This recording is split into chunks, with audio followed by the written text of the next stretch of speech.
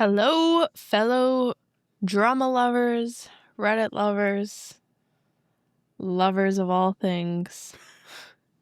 Welcome to ThreadTalk podcast. One thing that we don't have yet, a theme song.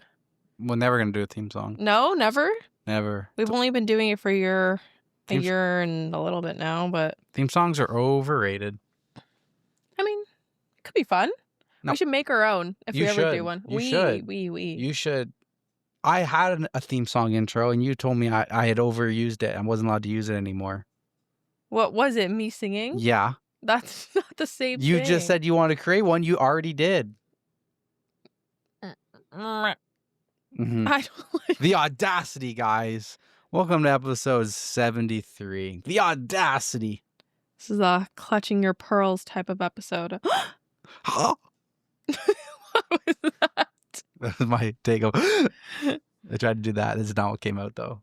I got 9 stories. Damn. So do you. Yep. I've been busy.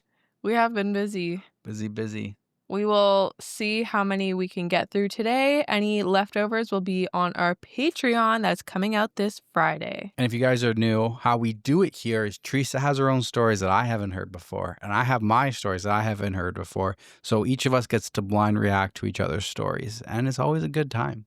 Hell yeah. We got some pretty cool life updates for you guys at the end of this episode. I'm missing a beard. I got a haircut. I'm looking fresh. We're good to go. Ready, set. On your mark, set, go. Keep your hands and feet inside the vehicle and let the roller coaster begin. Whee! You want to start? Sure. All right. My friend invited my ex-husband to her wedding, so I had to leave. I, 37 female, left my husband, Darren, 37 male, 2 years ago when our eldest daughter, now 19, came out and he physically attacked her. We have 4 children and I have sole custody over the 3 who are young enough to be covered by custody agreements, which Darren has tried to fight me over for the past 2 years, but when you have a criminal record for beating up one child, courts are unlikely to give you custody of the others. Darren and I were in the same friendship group since primary school, but my friends told me they had all cut contact with him. I went to my friend Rachel's, 37 female, wedding this weekend when I spotted him at the ceremony. Because it's a wedding and an important day for my friend, I chose not to acknowledge his existence. It was a big wedding anyway, so I thought I could just avoid him and have a conversation with Rachel about his presence at a later date because she deserved to enjoy her day. However, when I was looking at the seating plan for the reception, I saw both of our names, one after the other. Rachel had put our group, including Darren, on the same table. My 2 other friends from this group convinced me to take my seat because we hardly get to see each other anymore, promising that they had no idea why Darren was invited and vowing to make him regret being born if any drama started. Darren sat next to me, greeted me with a, "Hey babe," as if we were still together, and I could not cope with being in his presence. All I could think about was desperately trying to restrain him while my second eldest called the police. I downed a glass of Prosecco and walked to my hotel. Yesterday, I got a message from Rachel saying that her mom asked her to invite Darren, and Rachel said yes because her parents were paying for most of the wedding. Rachel's mom is Darren's godmother. I asked her about the seating plan, and again, she said that was her mom's doing, because she was adamant that there was a potential for us to get back together. She apologized for not telling me, saying that she thought I wouldn't go if I knew, which is true, I wouldn't have come. I have not replied to that message and I don't plan to. As much as I don't want to give up on an over 3-decade-long relationship, I can't get past this. Jesus. Oh my God. What the fuck? At first, I was like, yo, Rachel sucks. Then I'm like, oh, okay. Her mom really sucks. And then I'm like, oh, mom's the godmother. So, okay, I can see why she has the soft spot for Darren, even though you shouldn't. But then, like, so your choice was blindside me now or blindside me before. And you chose to just let me be blindsided at the wedding after I paid for the hotel and everything. Like, I'm more mad now. Exactly. I would have been less mad and probably wouldn't have come if you told me before.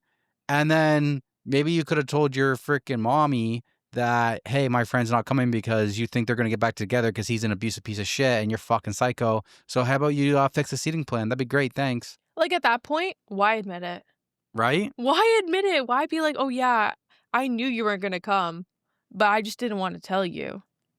That's messed up. That is really messed up. She's the shittiest friend Yeah, I mean, I would ever. have been Especially, out. this isn't just like a normal divorce. No. This Right? there It's is not like, abuse involved. yeah, it's not even like he cheated and they're No. like, "Oh, maybe she'll forgive him, they'll get back together." No. What? This is This is like child abuse. scum of Like, the earth, yeah. like Way worst worse. thing that you can do to a person. Jesus. I don't even know why they would want that for her. Right? Why they would want an abusive POS as a husband. Yeah, I don't know. Yes, if you guys are watching on YouTube, we have now elevated the podcast. Really trying hard to bring you guys the best content. And now there's the cat cam. The cat cam has arrived. And Luna's in the cat cam at this very moment. I didn't know people actually wanted that. There was about 3 comments that said, I'm down for the cat cam when I mentioned it a couple episodes back. So you know what I did? Made Teresa go buy a whole new phone, and we're using her old phone to record on the cat cam.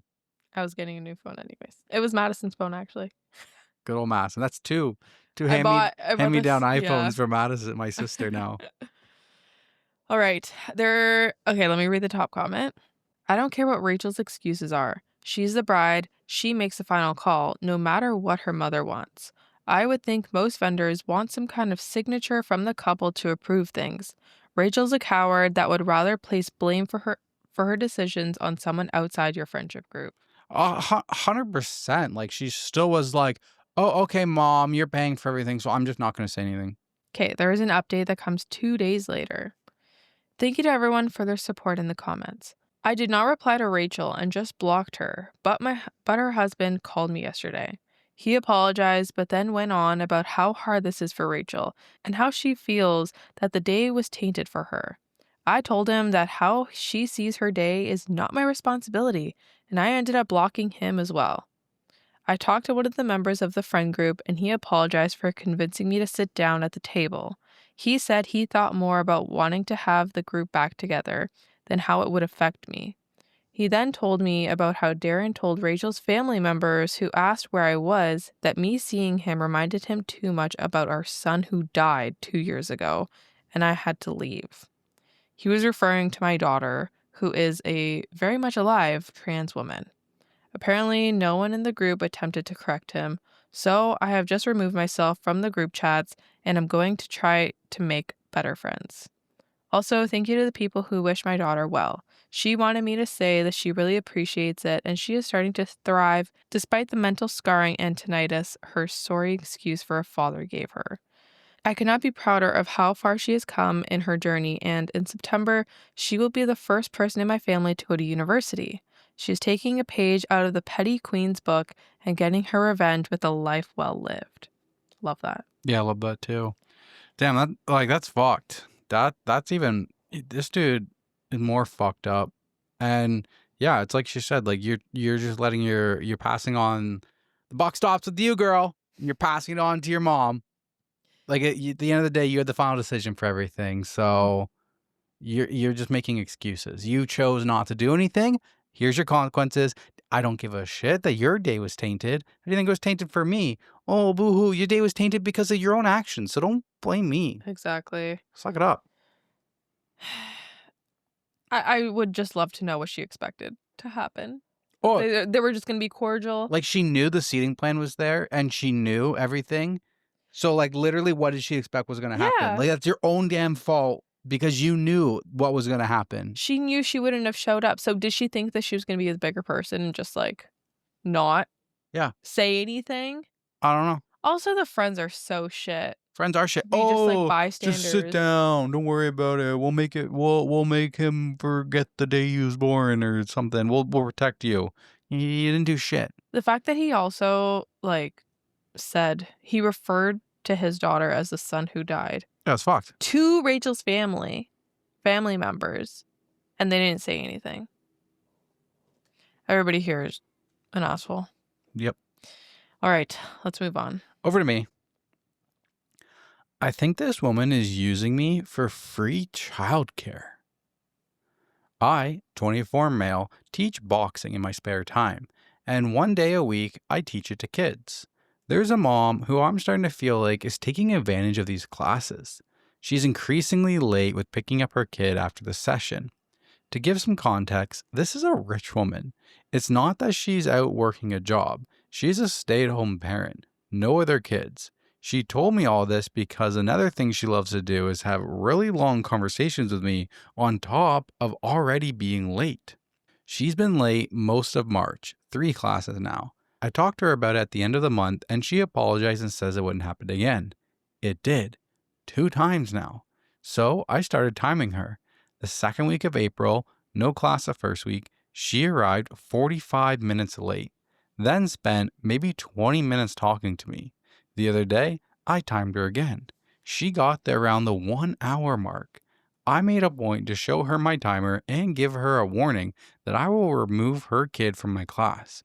She just tried to continue arguing, at which point I raised the timer and turned it on again. She said I was being unjustifiably rude. The exact words. I explained politely that I have other obligations and her constant lateness throws my schedule off. She got all furious and stomped to the driver's side of her car. Her kid rolled down his window to say thank you and say bye to me. I told him bye and added, "Tell your mom to stop being late." She reported our conversation to my boss, saying that I told her kid he will get kicked out of the program. I didn't say that. My boss still gave me a lecture about how I don't have that power and can't make the statements I did. He went over professionalism and how I'm being too hard on this mom who could have other circumstances going on. I do have a bit of a cold vibe and I'm working on that. But I'm not getting paid for the hour after this class that I spend hanging out with her kid. The kid's great, but I have things to do. For people who work with kids, what's the etiquette here? Do I give parents grace? I'm confused. I am confused how long these boxing classes are. I don't know, maybe like an hour? Yeah, but she's saying he's an hour late. Yeah, she's an hour late to pick up her kids. To pick up the kids. After the class is done. Oh my God, this whole time I thought the kid was late to the class. Class is over an hour later. I was like, damn, how long are these classes? Okay. That makes more sense. You're not a babysitter. Are you on board now? Yeah, no, most definitely. At first I was going to say, like, I mean, if she's paying for the classes and she shows up an hour late, like, that's on her. Right? Like, she could still join, but okay. What are you to do? Like, are you supposed to just leave him, though? Call the police. Child abandonment. Honestly, if it's happened 6 times, 5 times now, Right? if that's what you got to do, that's what you got to do. Be a little She harsh, needs to though. learn a lesson. Be a little harsh, though. Yeah, but otherwise, she's very entitled. Definitely. And how is she learning? Audacity that she has. Yeah. How is she gonna learn? Yeah. She needs to be taught a lesson, unfortunately. Like. So there's a couple comments by OP. First one. Unfortunately, I don't think my boss has any policy around it, judging from the way our conversation went. If this continues to be an issue, I'm going to push for compensation since his approach currently has me taking responsibility for it. I'll send an email to him about clarifying so I have some kind of written response. Also, there is no front desk. I didn't want to immediately escalate to CPS and COBS before making some attempts with the mom. The lack of policy is definitely an issue that I'm now going to push to address / seek further info about. See, he feels bad. He doesn't want to just be like, yo, CPS. Yeah, no. If your boss is saying, well, you have to stay, then, sir, you have to pay me. Exactly. You have to pay me. Otherwise, I'm not staying. Just leave the kid. Show me what the policy says. What does it say? Just leave the kid there. Go home. Not your responsibility. Leave the kid in the Jojo. Jojo? Jojo? Jojo. Jodo. Jodo. Jodo. No. Jojo. Dojo. Dojo. Jesus. was That took way too long that was for us bad. to... That was bad. Mojo Dojo People Casa House. people are screaming. They're I like, know. "It's the dojo!" Because there's the one episode with the saran wrap. We were like, Yeah, I know. silica, I whatever. know. One person commented, they're like, "I was screaming in my car, saran wrap." Yeah. All right, so there's an update that comes 10 days later. I appreciate the advice I got from the post I made. I learned a lot from you. A little bit of background on me. This is my first time working a job that involves kids. My actual profession is unrelated to boxing. This was mostly something I picked up spontaneously because I saw the merit in it and I wanted to do my part to help. The program itself is very new and disorganized. Due to differences of opinions about how it's run, I doubt I will stay with it. So here's the update. I took various notes from the people who gave me tips here. I wrote a detailed email to my boss and CC'd other people who run this program. I did this for transparency, accountability, and to put pressure on my boss to provide a policy around the issue instead of him dealing with us all individually / case by case. My boss didn't respond to the email. Instead, he called me in to see him. Kinda had a feeling though. He asked me why I sent the email CCing everyone and was clearly not happy about my approach. He kept trying to minimize the situation and make me feel that I'm in the wrong. He told me that I am being greedy, that my attitude about one parent being late is exaggerated, and I'm looking for problems. I should essentially just wait around after hours if I need to do sometimes unpaid because it's a program for kids, and I should do it with some heart. Quote, do it for the kids. I had to turn my face to hide the fact that I wanted to laugh in the moment. Having proper policy in place not only protects the staff, it protects the kids, not to mention his fucking business. After I made my perspective a little more clear, in a mostly professional manner, he came around a little. Unfortunately, he flat out told me he will not back pay me for the time that I've logged waiting for this mom, but he will implement a late policy moving forward. He's followed through on that. He tried to throw in other incentives for me. I didn't accept them.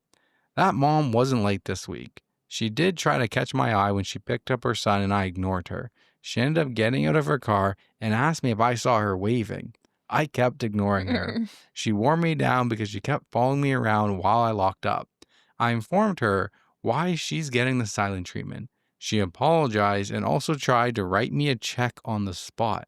I didn't take the money. I told her, honestly, I might quit instead. I'm not sure about it though. I'm on the fence about just letting this go and playing it by ear class to class. Maybe the program will get smoother with time. It's not that much money anyway. I haven't proofread this, whatever.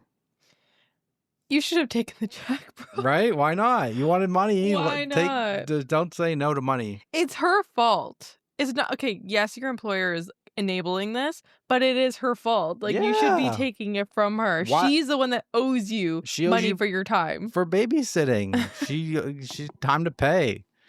It's funny though when I'm not sure if we ever talked about this, but playing it by ear, class to class. My whole life growing up, I always thought it was playing it by year I think you have said this before on the podcast. because year makes sense with time. No, it doesn't. How the fuck does playing it by ear make any sense? You'll see what happens. Like you'll hear what happens. Hear what happens? See what happens makes kind of sense, but hear? Like what people talk about. Like you'll play it by ear. Like you'll talk about it. I disagree. But I guess in this case, that doesn't really make sense. My explanation. Play by ear, class to class. Like who's he talking about it to? Guess Reddit. I thought it was an expression like we'll play by ear as like we'll see how it comes at us. I guess that kind of does make sense too. We'll play by time. Like we'll just see how it goes. What else did I think? Read receipts. Yes, everybody. I don't think there was one comment No, that I don't think there was agreed with one me. on your side There for were that. so many comments about the read receipts. I will still say read receipts. And Google backed me up, guys, just so you know. If you missed that part, Google backed me up The and only said person it's who- read receipts. Only person who agreed with you. I mean, I feel pretty good about having Google. I appreciate all of you guys having my back in the comments because most times you guys usually shit on me and side Teresa, so I will take this win. I will still say read receipts. I don't care. Okay, so there's another update that comes in 9 months later. Hey, so it's been a long time. The short of it is, you guys are right. This woman had a crush on me or Oh, some kind of interest in the least, and I was too angry at her slash the situation to notice. We're seeing each other now. I won't get your hopes up because it's probably just temporary. Longer story. Towards the end of the last year, she approached me. She said she was separating from her husband and hinted that the marriage was abusive. She said her reason for getting in touch with me was to take me up on my offer about teaching her how to box. I told her I was only offering back then so I could make her suffer. The thing is, I don't think joining a combat sport immediately as a means to process abuse is always the best form of action. I get why it's empowering, but if you're not doing therapy or something alongside it, it might frame things for you in an unhealthy way. So I think you need both. That's just my personal opinion. I felt eloquent to be the starting point of her healing or whatever, even though she was reaching out to me sincerely. So I redirected her to someone else. She started going to those classes I connected her with and occasionally texts me about them. Straightforward texts, questions, asking me my opinion, etc.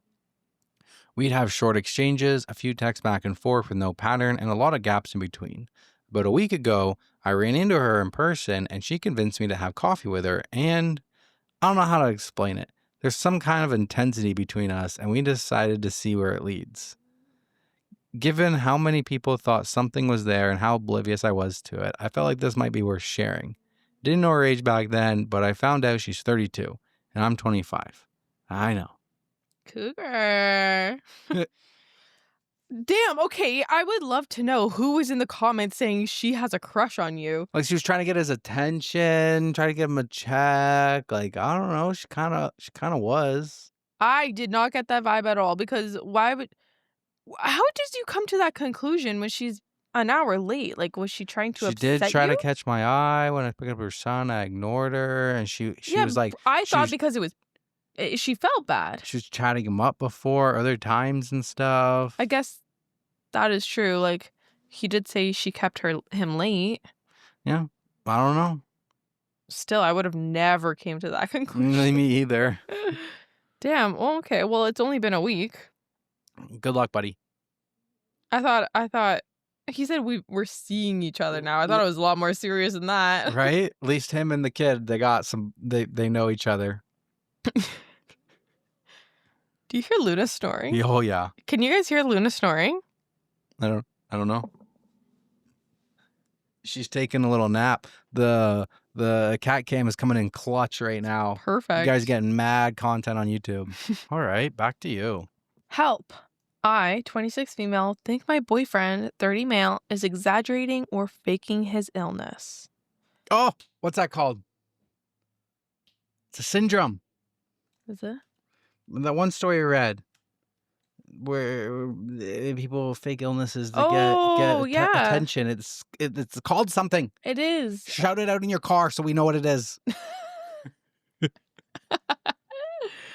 Damn, I don't remember, but I know which story you're talking about. If you know, you know. If you don't know and you're new, feel free to binge all of our episodes. Come on. What are you waiting for?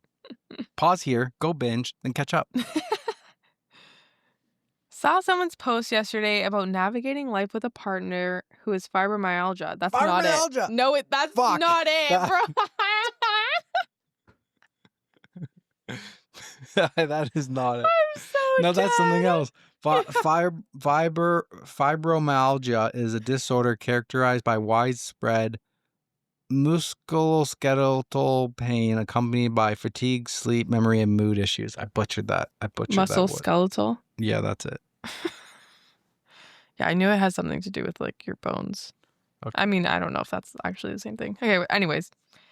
And felt inspired to post here. I'm hoping y'all can give me some solid advice. I, 26 female, have been with my boyfriend, 30 male, for a little under 2 years. In the time we've been together, his chronic pain, which isn't connected to any particular or known condition as he refuses to go to the doctor, has gotten worse and worse. It's reached a point where he's almost incapable of doing chores or house projects, is usually too exhausted or in pain to make or agree to plans, and getting him to do anything outside of the house together is like pulling teeth. His objections always revolve around his pain and fatigue. I've never suffered from chronic pain, and thank God. So I'm not one to judge or accuse someone of making it up, since the pain itself is invisible and my boyfriend looks perfectly healthy, but he's now been unemployed for about 4 months and I'm starting to question things. I'm starting to feel doubtful for a number of reasons, and the main ones are: A. He never turns down his friends' invitations to hang out, even when the activity is something physically intense like kayaking or going hiking or going to a music festival. And B, he is never too tired or in too much pain to have sex. Over time, it's almost made it seem like he's conveniently in an unbearable amount of pain when he has to do something he isn't all that interested in, i.e., chores. And I'm starting to feel hurt that he just doesn't seem to want to hang out with me outside of what we are doing lazying around the house. I've never accused him of faking or exaggerating his pain, but I have tried to talk to him about doing more fun stuff together, and it always circles back to his pain or him accusing me of trying to keep him from spending time with his friends, which I'm not trying to do by any means. I've done a ton of research into autoimmune disorders and other conditions that could be causing his problem, always bringing my findings and suggestions to him, but he just doesn't believe a doctor or any traditional medicine will help him. I'm also bothered because when we go to family outings or parties that we're both invited to, it's rare, but it does happen. He will talk to anyone who will listen's ears off about how bad his chronic pain is and how frustrating it is to not be able to find a solution. The thing is, he's not actually looking for a solution. He just smokes weed every day and calls that good enough while lamenting and complaining that his body is the way it is. He also refuses to return to work because of his pain. For additional context, he seems to have really extreme muscle spasms and tightness, particularly in his back. I'm happy to support him through hard times, but the fact that he won't work is getting concerning and I feel severely stuck. I'm not interested in supporting him financially on a long-standing basis, but at the moment I partially am by covering some of his expenses. If this post makes me a total asshole for questioning the degree of my boyfriend's chronic pain, so be it. I just need help and answers. So, here are my questions. Where do I go from here? Do you think it's possible that my boyfriend is using his pain as a crutch? Should I put some kind of ultimatum in place that will get him medical attention or care? Your advice is appreciated. Goddamn, what does this man do for you? Okay, here are your questions. Where do I go from here? You go solo from here. Do you think it's possible that my boyfriend is using his pain as a crutch? Buddy thinks he found the fucking cheat code to his relationship and life. Mhm. Should I put some kind of ultimatum in place that will get him his medical attention? No. Why? Because you've already left. You're already at the door. You're already soloing it. So no. like, like my answer would have been yes, but then I read through everything and it's like, what the fuck does he do for you? Like, if he's using his cheat code to get out of everything to do with you, then why would you want to give him an ultimatum? You give him an ultimatum when you actually care about him. I can't see why you care about this person anymore. You're just like, has no problem going to hang out with his friends, has no problem going to go hiking or kayaking or anything, no complaints, no problem for sex. Have I ever initiated sex and he's been like, oh no, my back's hurting today? No. So it's like, oh, okay. But when you gotta lift the dishes out of the dishwasher into the cupboard, oh my, buddy, hurting, aren't ya? My thing is, like, aside from going out with all of his friends and, and the chronic pain or the excuses with the chores and stuff, my thing is he's not even trying to help himself, Well, quote unquote. yeah, Like, that's what she says. He's not actually looking for a solution. he's not. So So that is my biggest issue here. Like, yeah, if you care about me and you want us to have a relationship outside of just hanging around each other at home and being roommates, like I'm a live-in maid, then maybe you should go see a doctor. Maybe you should actually put some effort into this relationship and better yourself so that our relationship can also better from that. see, I'm just out. I'm done. I'm cut. I'm out because he's No been chances. nothing because he hasn't gone to the doctor. That's what I mean. I'm not your mommy. Yeah. I don't want to be telling you to go to your doctor's appointment. If you've been going to your doctor's appointment and you actually have like your verified chronic pain and there's other stuff going on, all right, maybe we can have a conversation about it. Like, yeah, I get that you're in pain, but like, it's not really fair on me to do like all the dishes and have to like support the bills and stuff like that. Like, you need to look for a job that, you are able to provide for yourself, because what are you going to do when I leave?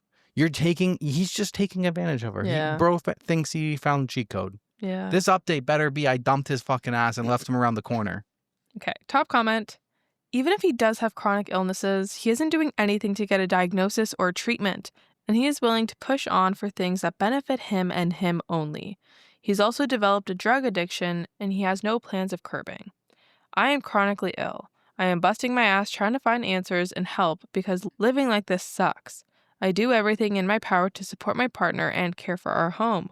While sometimes that's not a ton, I always prioritize contributing to my household over kayaking, which, even if I could push through it, would put me down for a week. This man is using and taking advantage of you, disabled or not. He also has dumped this on you without you consenting to be his financial caretaker.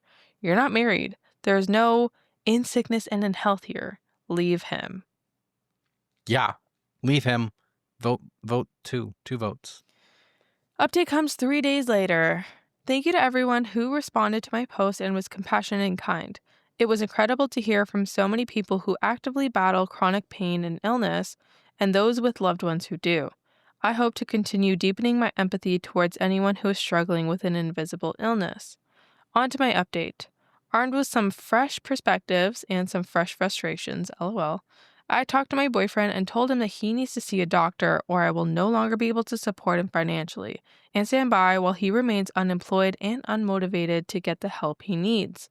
I also addressed the idea of managing and balancing his energy levels differently so that we're able to share household responsibilities more effectively, spend quality time together, and keep him doing the things he loves with his friends. His response was really bad. He told me that if I'm not willing to step up and clean around the house, something I'm already doing, that there's no use living together and that my efforts to clean are the bare minimum and not good enough for his standards anyway. He was also really mad that I haven't taken initiative to take care of yard projects and car repairs.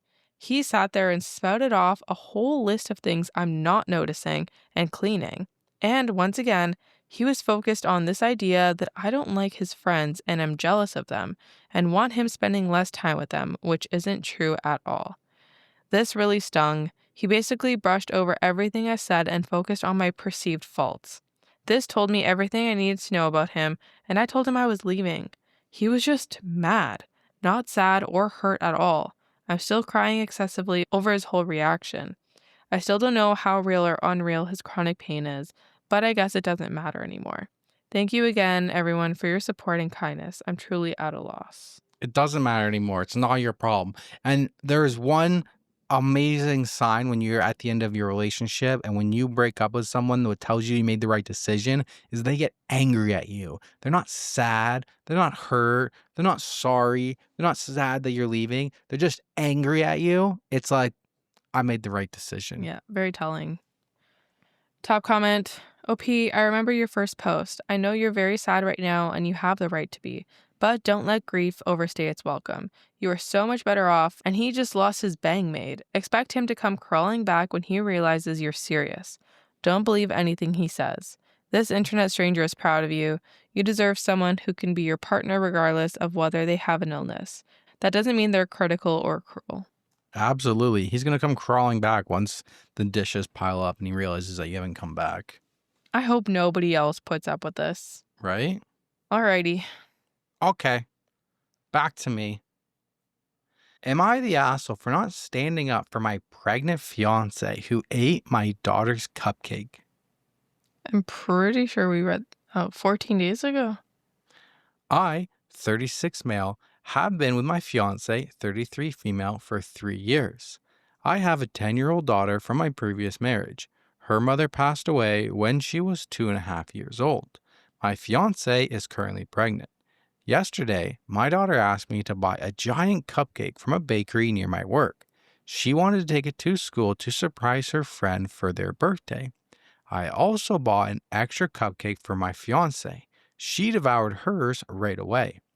My daughter was really excited and put a nice ribbon around the box before leaving it in the fridge to take to school in the morning. Apparently, my fiance craved it in the middle of the night and ate the other cupcake. This morning, My daughter woke up to a big, disappointing surprise. She started crying and screaming. I asked my fiance why she ate it, and she said her cravings was so bad she just couldn't sleep. Then she yelled, "It's called being pregnant, jerks!" My daughter screamed that she hates her and the baby already. I told her, "I'll buy another one today and maybe drop it off so you can give it to your friend at school." And she just said, "Don't bother." Later, my fiance texted me saying she's upset that I didn't stand up to her when my daughter was mean and that my daughter and I owe her an apology. I'm sitting in my car wondering what the hell to do. Was I an asshole for not standing up for her? I feel lost.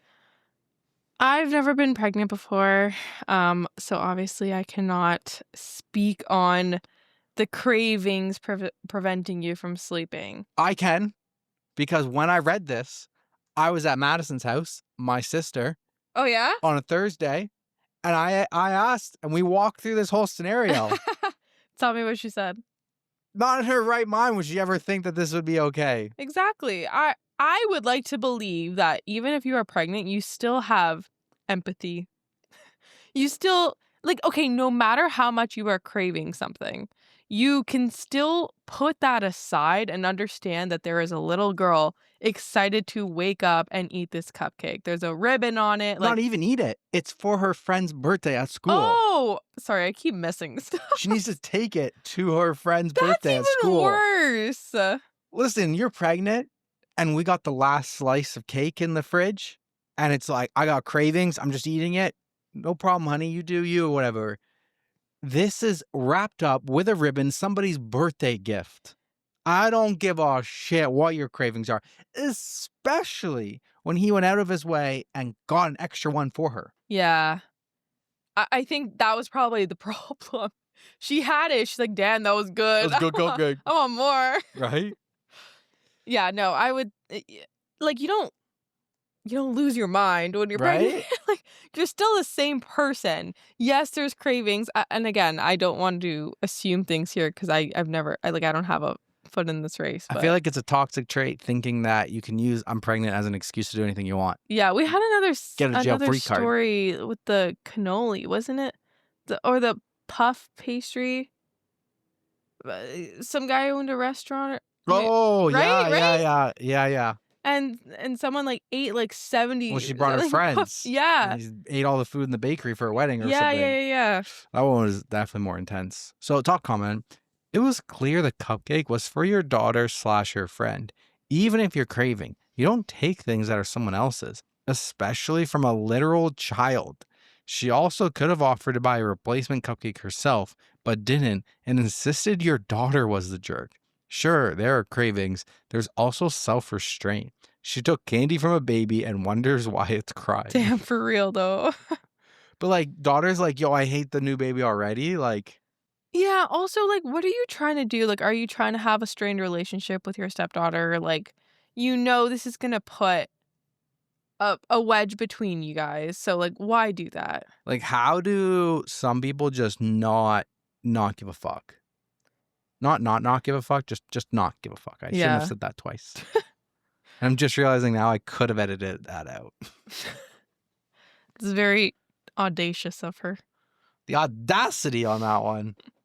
I'm just envisioning her like, it's 3 a.m. You're like sleepy. You have to go to the washroom, or you want a glass of water. So you walk down the stairs. You like walk into the kitchen. Your eyes are like barely open. They're like, yeah. And then it's dark as well. And then you just see the glow of the fridge.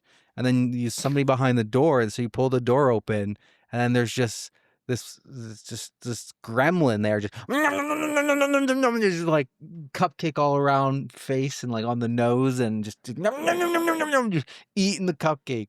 What a storyteller. Got the cravings, and you're like, what the fuck is this?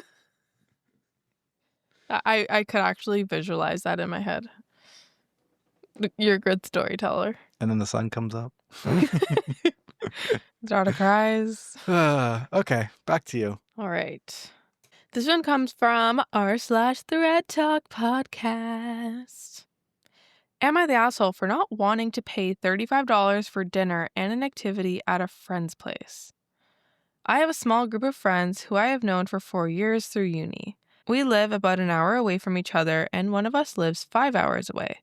One friend, let's call her Sarah, has organized a group catch-up at her new place. It's not really a housewarming party. She and her housemates are going to have one, but it kind of is, if you know what I mean. Sarah is organizing a spinach and pumpkin lasagna for dinner, plus snacks, dessert, and breakfast. She also wants to do air dry clay as a group activity. She has asked us to pay her $35 to $40 to cover each of us. I was shocked when I read the amount because how can dinner and an activity cost over $160 for the 5 of us?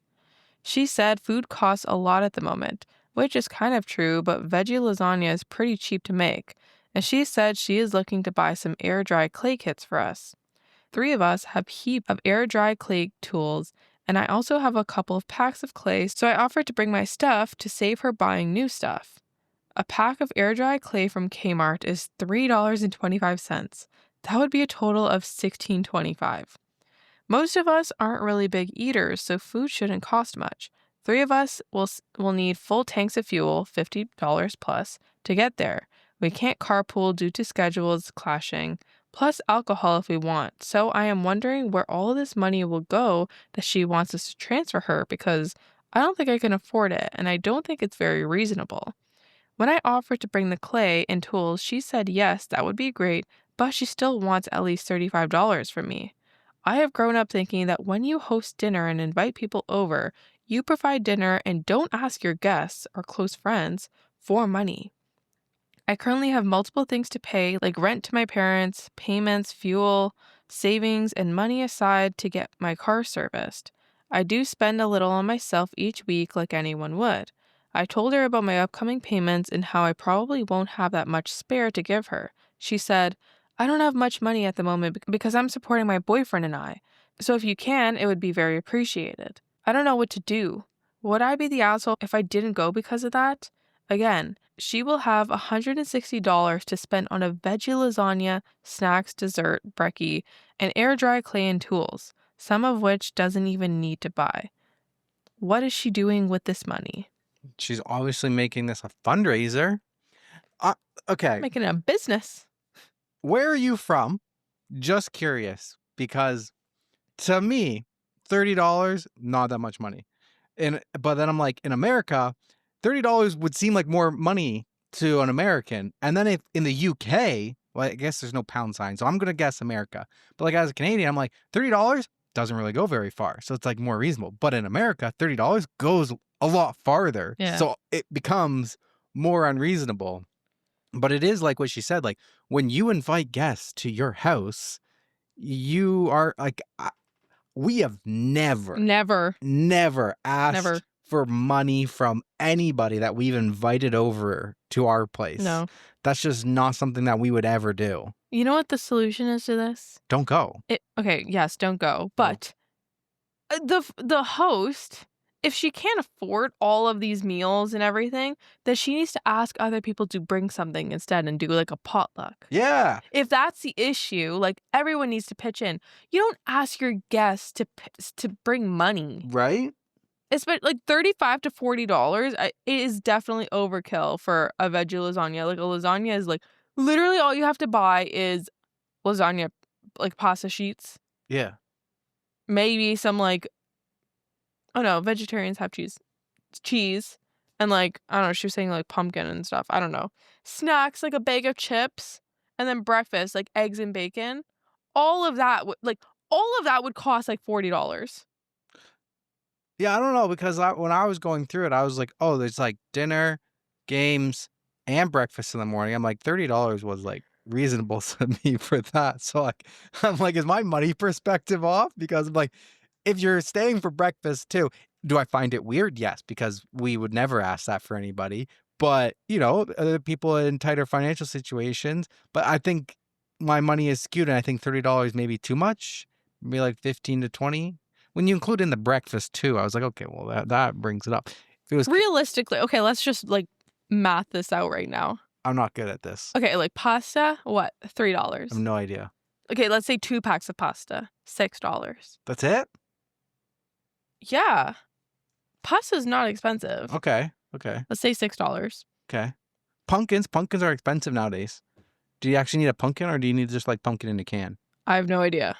I've never had a Let's pumpkin say lasagna. $6. $12. That seems low, but okay. $6 for pumpkin? I feel like when we bought a pumpkin, it was like $15 for a pumpkin from Walmart when we were trying to carve pumpkins. Do grocery stores just sell pumpkins I when don't it's think not so. Halloween? I think they sell pumpkin puree in a can. Okay, anyways. I don't know what you're making for dessert. A couple bags of chips, a couple crackers, like, I don't know, like a few dollars, like And like what clay? eggs. Hold on, what clay kit from Kmart is $3.25? That'd be like $15 here, unless we're going to Dollarama. And I don't know. So I feel like I don't know what it is exactly, but buying anything for $3.25 seems crazy in Canada. Yeah. Well, no, we don't go to Walmart. I think Walmart is like a really cheap place. Am I just thinking like Play-Doh? Like what is this? I also am not too sure. I looked it up, and the first thing that comes up on Amazon for me is $28.50 just for the air dried clay. That's where I'm like, yo, my money perspective on this is so off. Okay. I do 100% agree with the part where I would never ask any of my guests to ever donate money for anything, and I think it's unreasonable, and I would just not go. Yeah. I do think, okay, if you don't not want to go, like if you still want to go and you don't want to cause any issues, I would maybe ask for a cost breakdown and be like, okay, how did we get to this cost? Like, are you really gonna do that no, though? but like, it's either that or not go. She's saying she doesn't want to go. Be like, yo, send me a picture of the receipts and I'll send you my 1/5. I think it's honestly reasonable to ask for it when the host is asking for payment in the first place. It's getting so messy right now. Yeah, it kind of This is. is not the kind of vibe that I'm down for. So I don't know what the correct answer is, because I would just personally not. I'd walk away from the situation. Yeah. I wouldn't know how to fix this. I'm not, because my solution would be walking away, but I'm not the best person for this because I don't have any friends. My friends have done this to me, and then I just don't go again. So don't know what advice I can give you to keep your friendship, because I don't have any. Okay, Oh, top God. comment. Not the asshole if you don't go. Usually the one who offers to host either provides the meal or makes a main dish and asks people to bring a side to share. I think your friend wants it her way but can't afford it, so she's forcing her agenda. I wouldn't go. Just say you can't swing it this time. If they decide to do potluck style or bring your own clay instead, have her let you know.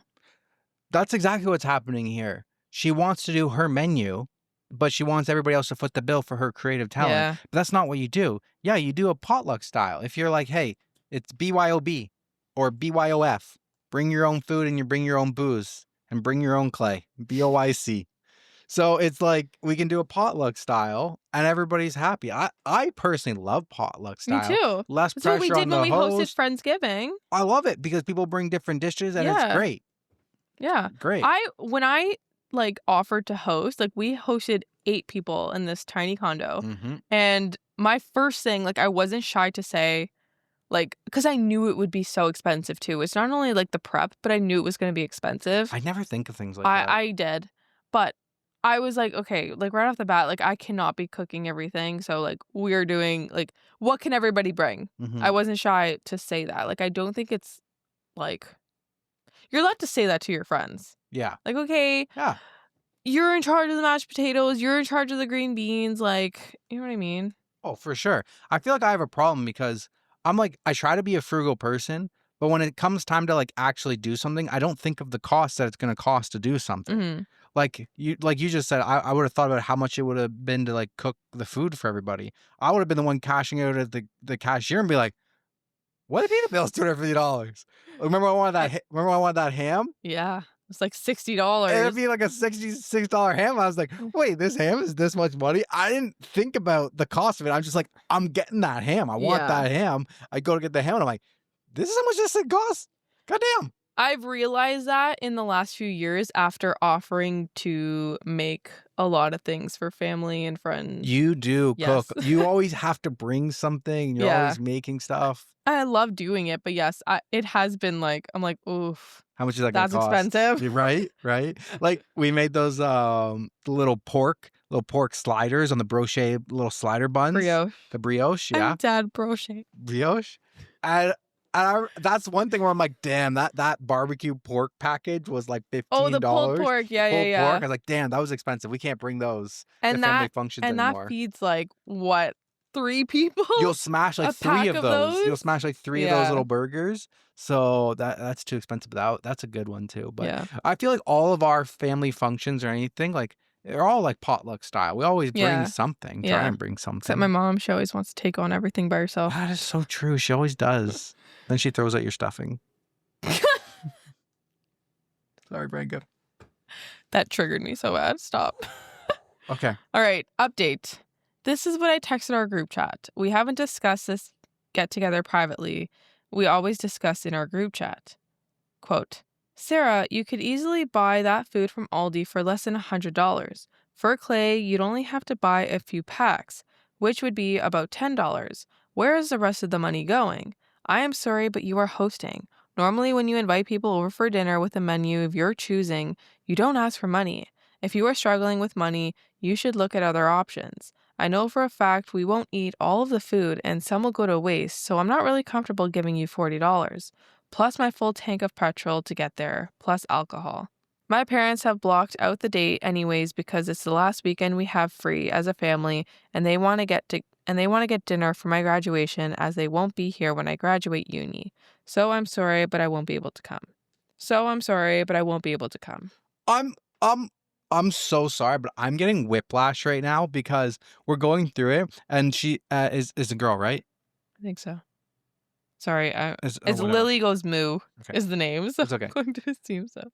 I'm going through it, and they say, plus my full tank of petrol. Who the hell says petrol? British people say petrol. Yeah. So I'm like, yo, they're from the UK. They're British. But then at the bottom, she says they're going to Europe for 6 weeks. Well, Europe is not. So maybe they're UK. American. Okay, wait, was that dumb? Europe isn't the UK. No, it's technically not. Right. Right? So then I'm like, I don't know where they live. I just doubted myself for a second. But also, did you just like mic drop nuke your relationship? Like, if you're going to say, honestly, I respect it. I don't know. I respect it, but I have no friends, so I don't know. If you're going to say, my parents blocked out that date anyways last week and they have free, blah, blah, blah, so I'm not coming. She needed to know. She needed to tell her how she was feeling. Why are you calling out and saying, I'm not giving $40, everything's going to be less than $100? Why do you go through that whole breakdown? Maybe she wanted to help her other friends out too, to realize like, hey guys, like you should not be paying $40. I'll take the hit on this one, guys. I'll be the bad guy because I'm not showing up to see. But I'm just like, man, you think you'd say one or the other, not, yo, where's all the money going? Also, I'm not even coming, so why do I really care? Yeah.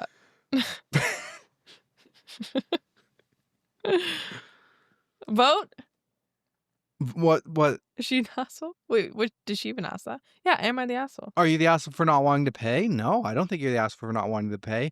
I think you're the asshole for like diving down on these questions and saying it's not worth it, and plus my tank of petrol to get there, plus alcohol, and then just saying I'm not actually coming because my parents have a dinner for me.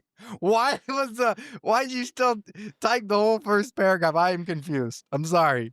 Honestly, people need to be put in their place. Sure, but I thought she wanted to know how to keep her friends. This is not to keep your friends' advice. All right, let's move on. Yes, back to me. This one's coming from True Off My Chest. My wife is choosing a dog over son and I. My wife and I had our son in November. He is now 4.5 months old. My wife volunteers at a local shelter, and there was a mix about 9 months old that was about to be put down. She has talked about wanting to adopt a dog before, and I was very hesitant because of my son. I met the dog, and he seemed very friendly during the meet and greet. We brought him home and slowly got accustomed to the home. We kept him in a different part of the house, so he didn't have much interaction with our son. My wife slowly starts bringing him in to where he can start being around my son, and any moment my son made any noise, he would growl and charge at him. I would separate them when that happened, and my wife would just brush it off as him wanting to play with my son. We couldn't do daycare because of him showing aggressive traits. The worst event happened when my son was on his back mat and the dog came in from being let outside and charged straight at my son, growling and snarling. I quickly got up and grabbed my son, and the dog bit me on the arm. My mom came and picked up my son, and I went to the hospital. My wife refuses to rehome the dog, and it's put a huge strain on our marriage. My son and I are staying with my mother. It's taken a huge toll on my mental health, and my son does miss his mother. I do not feel comfortable going home with the dog still living there. Damn. I feel like you have some personal experiences with this. I got dog trauma. I got like 14 bite hole wounds all over my body, guys. Yeah. There's like, I look at this one on my wrist all the time. From your own dog. And then my mom's, not my dog, my mom's dog. And then you lived with your this mom, one you were a child. over here. If you're looking on YouTube over here, got one on my head, they're on my feet. They're all up and down my arms. Yeah. I feel like this stuff like this just creates resentment. There's at that point you are blatantly choosing, like literally you're choosing a dog over your family. I don't understand how. Like your own son could get hurt. I don't know how she's not more concerned, honestly. This is really alarming. At this point, like, would you even want to go back if she rehomes the dog? I'm concerned about other things going forward. Yeah. I'm questioning the relationship after this. How many other times are you going to make a similar decision? You guys know not prioritizing. I love animals. Yeah. It would be very hard for me to rehome an animal. It'd be very hard, but it would be very hard, but at the same time, it would be so easy. It would be a hard thing to do, but an easy decision to make. Yes. Very nicely put. I would agree. It's obviously you have a big heart for the animal, and I think if you love animals, like that really shows like the kind of person you are, and I think it's like really telling. But you have to put your 4.5-month-old baby as the priority. That's crazy. That is crazy. You cannot. I don't know how she can like dispute that. Me either. Top comment. Your wife needs to realize that a choice needs to be made.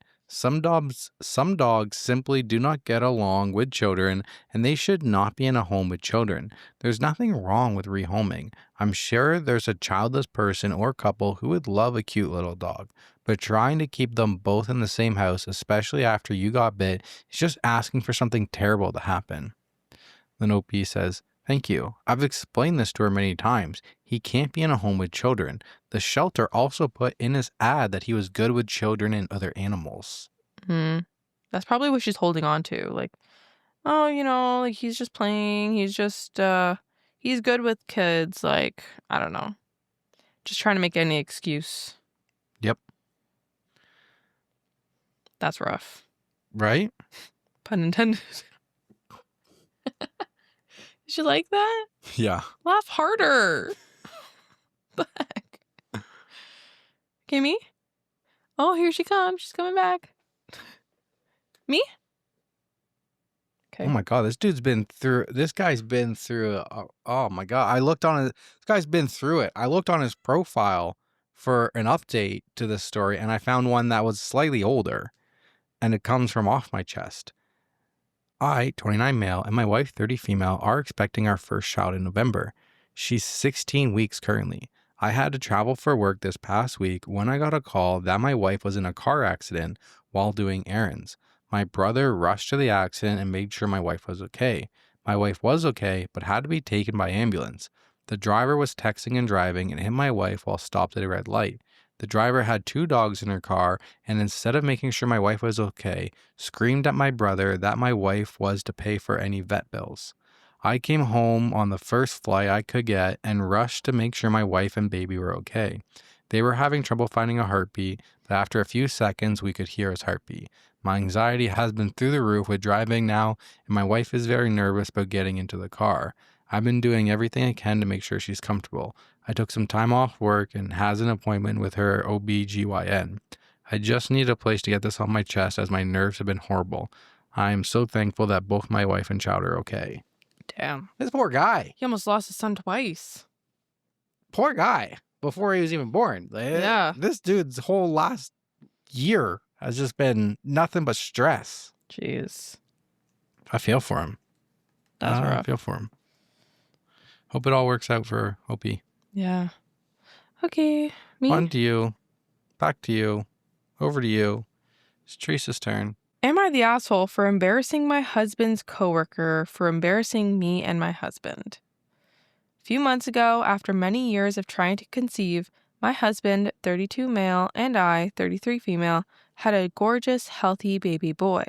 My husband and I are Black, which is pertinent to the story. We were over the moon, and family, friends, and coworkers had also been excited for us. Right after I delivered, my husband emailed a birth announcement with a photo of our son to everyone in his office. Fast forward a couple of weeks, and my husband came home fuming after his first day back at work.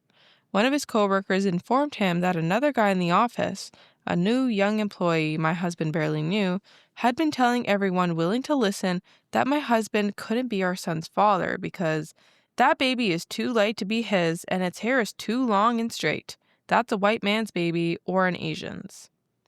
This guy proceeded to tell everyone what a sucker my husband was, and that his excitement over finally becoming a dad was blinding him to the reality that he had been cheated on and his wife impregnated by another man. Side note for anyone who's still unaware in 2025, Black babies in general are fairly pale as newborns, as their skin will darken over the first few weeks. Hair changes to a curlier pattern are usually gradual as well. Our son was no exception and is now my hub's mini-me. My husband said he had immediately confronted and questioned the guy, who completely denied saying anything inappropriate and claimed he only said, as a joke, that the baby was too cute to be my husband's. But others in the office confirmed the first coworker's account. Not only that, the guy had tried to parlay his superior perception skills into some weird form of workplace clout. Fortunately, the guy got moved to a different shift that same week, so my husband didn't have to see him again. That is, until a company event this past weekend. Families were invited and we took our son. And who should come and insert himself into our group as we were chatting with the boss but Brown Noser McMouth. I would have called him Brown Noser McFuckface, but... He interrupted our conversation and introduced himself to the boss, shaking his hand.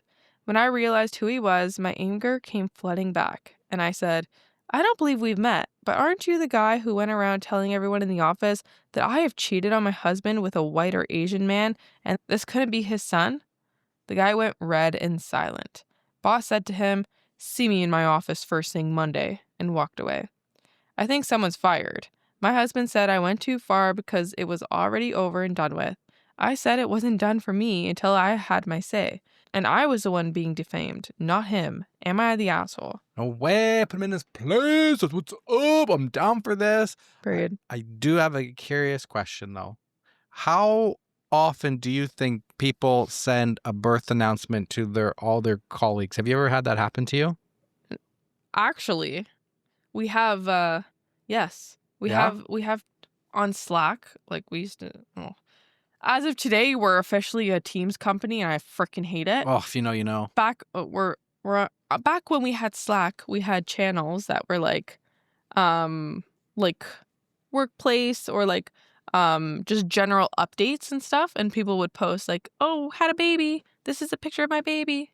What about like an email? I think they said he emailed it. Yeah, email the birth announcement. Like that'd be like me working the car sales still, and I just hit boom, all Park View BMW employees, and check out my baby. I can never see myself doing that. Okay. How common is that? Maybe she was wrong. Maybe it was like a Slack channel. Okay, maybe. Or maybe it was an email. Is that common? No, I don't think so. That's why I'm saying Like- maybe she's wrong. Like, am I in the minority here where I'm No, like, I don't think so. hey, I'm just a really like private person and I don't like to share You that know- kind of stuff. And I hate coworkers, so I don't really want to share anything with coworkers. I think it may also depend if you work at a very small company. I feel like the size of the company makes a difference. Like people in smaller companies, like they tend to be quote unquote family. If you had to put a percentage pie on like the people that do this and the people that don't, what do you think it would be? 5%. I think like 0.5%. I feel like this should I not don't be think it's common. super uncommon. It's interesting. Definitely interesting. Yeah. That maybe he was doing it as a way to like prove like, hey, I'm taking my paternity leave. Can't say shit on me now, boss. I don't know what you mean by that. Like what, you say you're having a baby, the boss never sees a picture of the baby, the boss is like skeptical. Like, oh, I'll prove your maternity leave, but I need proof. Okay, here's my baby. Oh, I see what you mean. Guys, I'm so fucking slow today. It's so bad. She's off. She's off a little bit today. It's a Wednesday. It's the middle of the week. We're trying to bulk up for our wedding, so we're not on peak form. She's had a long work day today, had some hypnotherapy. Oh my god! she's not I on need to peak tell form. them. Save it for the life. Okay. Then now they have to stick around to the end of the episode. Okay. Also, what kind of person is dumb enough to walk around the office and say, can't be that man's baby? That's what I mean. Like the audacity of this person to just like make these blatant claims Right? and doesn't even know the wife, That's messed up. accusing her of cheating. Messed up. Bro, if I was OP, I'd be losing it I would on be him. losing it too. Oh That- my god. that's just so disrespectful. Straight to You- HR. You don't know me. You know nothing about me. I think the company's really small Yes. because he sent an email to everybody. Yes. And not once was there ever mentioned an HR department. Nobody ever said, I'm going to go to HR or anything. This is prime Luna footage right here. Oh my God. She's We're going getting crazy. Yeah, We're getting it. it's in the Oh, she's tweaking out right now. Yeah. No, 100%. Yeah, you're right. Because small companies don't really have HR. Right? Yeah. Okay. Okay, top comment. Not the asshole. But that doesn't mean this was the best thing to say at a work event. It's not her work event. OP replied, it wasn't the best time, you're right. But I had been feeling eyes on me up until that point and convinced myself I'd been unfairly gossiped and speculated about by everyone around me. Paranoia is going off. Like all these Yeah, people are it's like talking shit. Everyone knows me, but doesn't actually know me. Everyone thinks that I'm a cheater. Set it straight. Light them up. Yeah. I'm behind you. All right. There is an update that comes the next day. The response to my post was overwhelming yesterday, and I was only able to read a few replies, enough to surmise that I was not the asshole in this scenario. A big thanks to all you who took the time to weigh in. As for the fallout, Brown Noser McMouth didn't get fired yesterday. They didn't have to fire him because he didn't show up for work. At some point between Saturday afternoon and Monday morning, he cleared out his cubicle and left his badge and company phone on the desk. I'm trying not to feel guilty by telling myself he learned a valuable lesson and will probably be a new and improved version of himself wherever he lands. I actually think he actually will be. Yeah. Because he didn't get fired. He's like, fuck. Or I it's just fucked up. shame. I don't know Time if to he pay the like... piper. It's probably like, I can't show my face in there again. I'm embarrassed. And I think he would learn from that as a valuable life lesson. Like if he had to like get brought in and fired and stuff. Oh, it's their fault if he didn't rat me out. Rah, rah, rah. I did nothing wrong. He like self-quit. He probably like, he's like reflecting is like, I'm a dumb idiot. Yeah. Someone commented, how old did the guy appear to be? OP replied, 23 or 24, just out of college. Yeah. Don't feel guilty. It's Yeah. all due to his piss poor behavior. Yep. All right. Back to me. Back to you. Back to you. Back to you. To you. Am I the asshole for wanting my girlfriend to cheat on me? Huh? My girlfriend is really great. She's beautiful, kind, caring, and intelligent, but she suffers from significant anxiety, for which she has weekly therapy and takes medication. However, she has anxiety attacks where she acts completely different. She yells, argues, insults, threatens to break up, and sometimes even throws pillows at me, which always end up hurting me a lot. In the end, she always cries, says it was her fault, and that she'll change. These attacks have become increasingly frequent, now at least twice a week over small things. Yesterday, she had an attack because she didn't participate in her college's plenary session. I said it was okay, and she took that as me diminishing the importance of her voice. So I reiterated and said that every voice was important. Then she had an attack because she didn't go even though it was important, where she again insulted me, yelled, and threw a tantrum. Another time, I left a small piece of my lemon pie for her, which resulted in an attack. She had already eaten her piece. She also doesn't respect when I ask for space, saying things like, quote, "So you want space for me?" Or, "And when we live together, will you lock yourself in the room?" To make me feel guilty. We've talked about this and she says she'll change. Yesterday was the closest I came to telling her how I feel. I said, quote, "I love you very much. I want to spend my life with you, but this is hurting a lot." And she responded by crying and apologizing nonstop. I always thought to myself that this was okay, that it happens because she was anxious, but I find myself increasingly exhausted and sad to the point where I've started to fear these attacks happening at any moment. The biggest problem with all of this is that there are many things that make me not want to break up. She's an extremely sweet person when she's not having an attack. Every time I think about breaking up, I remember all the memories we've created. We've been together for 2 years and had so many good times. She's done so much for me. I think about her, her family who treats me super well, her friends whom I adore, my family's reaction, her darn cat that I love. Moreover, she's going through a difficult time with her family, where her mother has cancer and her younger sister has depression. My birthday is in 3 days, and she and her mother bought incredible gifts for me to add salt to the wound. It's my first relationship and I'm completely drained and exhausted. I love her, but I can't take it anymore. I've even caught myself wanting her to cheat on me so it would be easier to break up. I try to convince myself every day to break up with her, but just seeing her makes me completely lose the courage to even think about something like that. I need help. I don't know what to do. Am I the jerk in this story? You're a coward. Do you think he's got a little bit of audacity You are a coward. to be like, I wish you would just cheat on me instead of me just telling her how I feel? I was gonna say, like, okay, if you were writing in here and you're trying to like find a reason to stay, like at that point you should just leave. I don't know. Like it doesn't seem all that great. And I am not a doctor, obviously, but it doesn't sound like what she's having is an anxiety attack. It sounds like she may have, like, maybe, I don't know. This is just my interpretation. Sounds like she may be bipolar.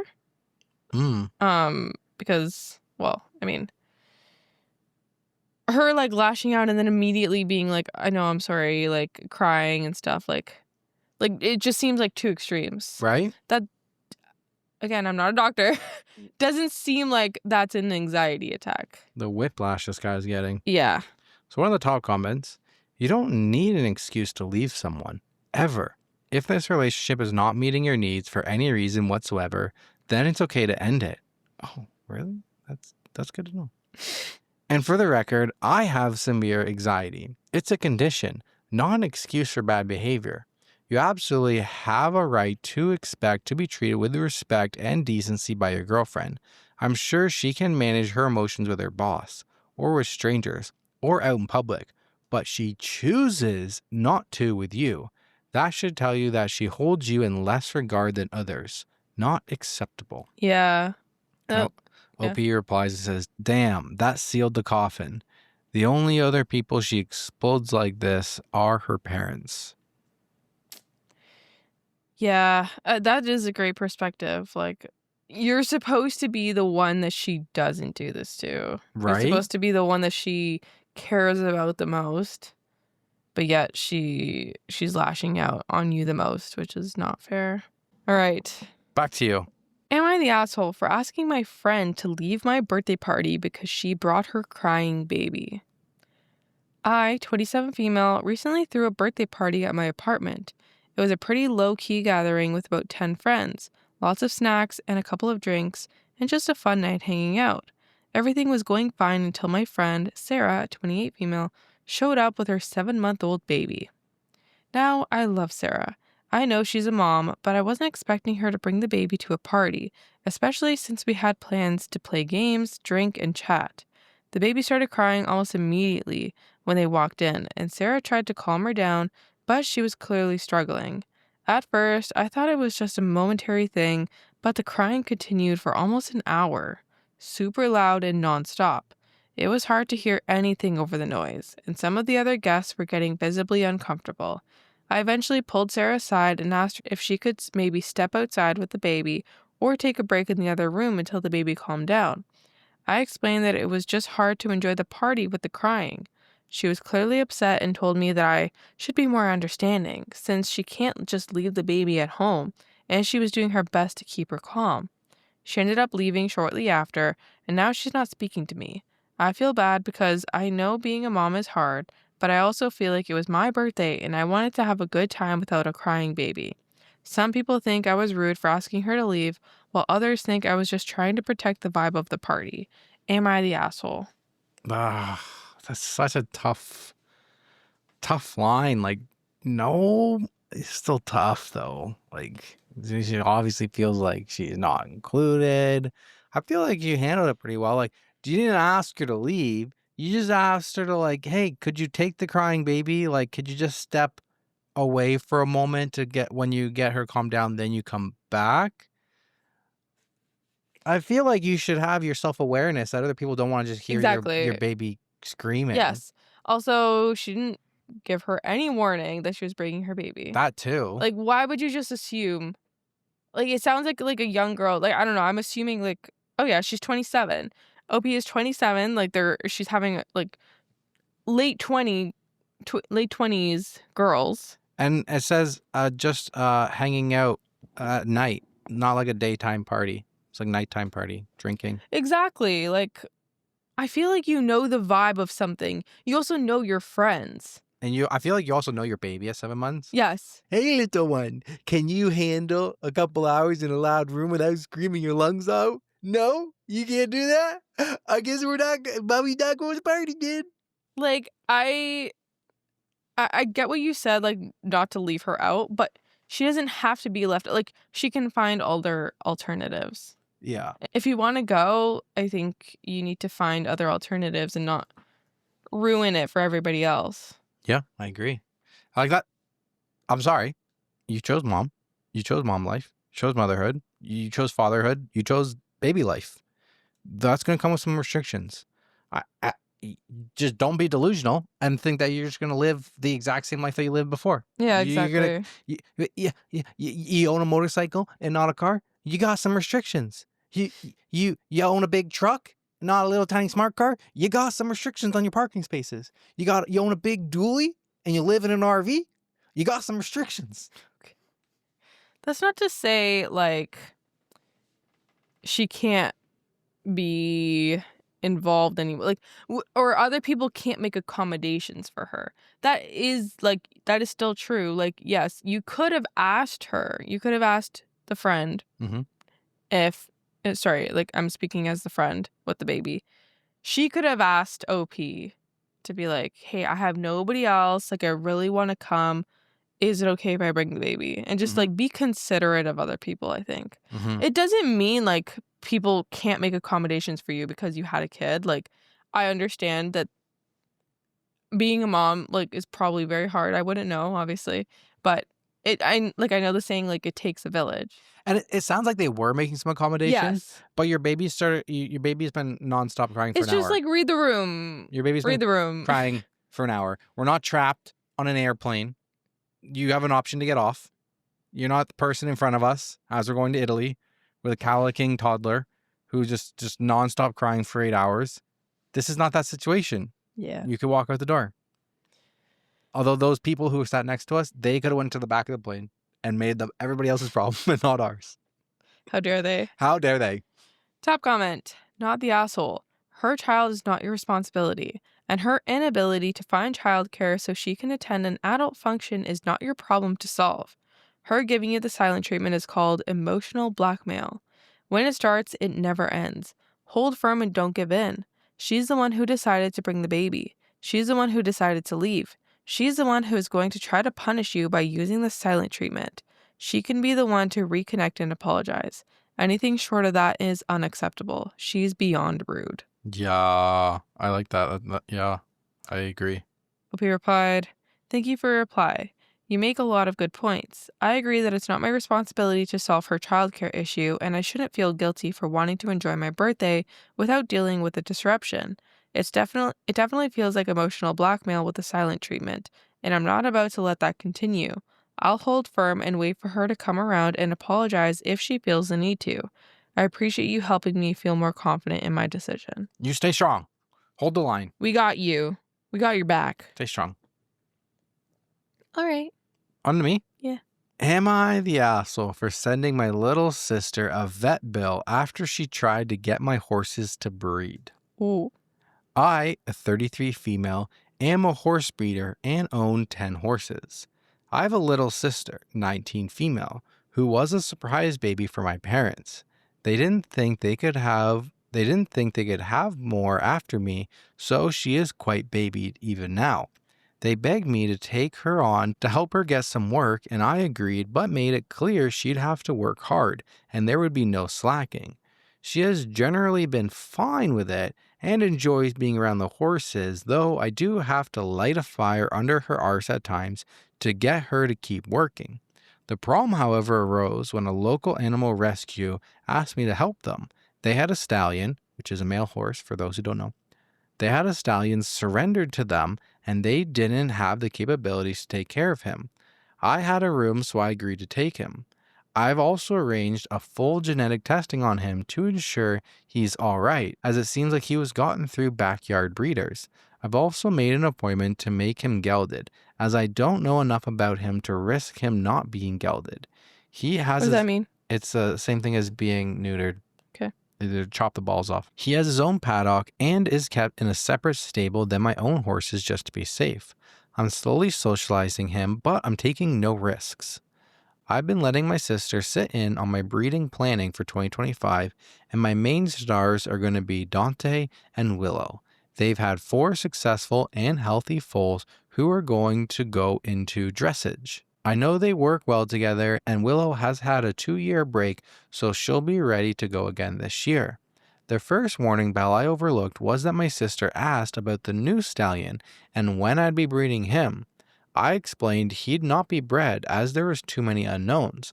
I don't know his health, and I don't have a good enough grasp on his temperament.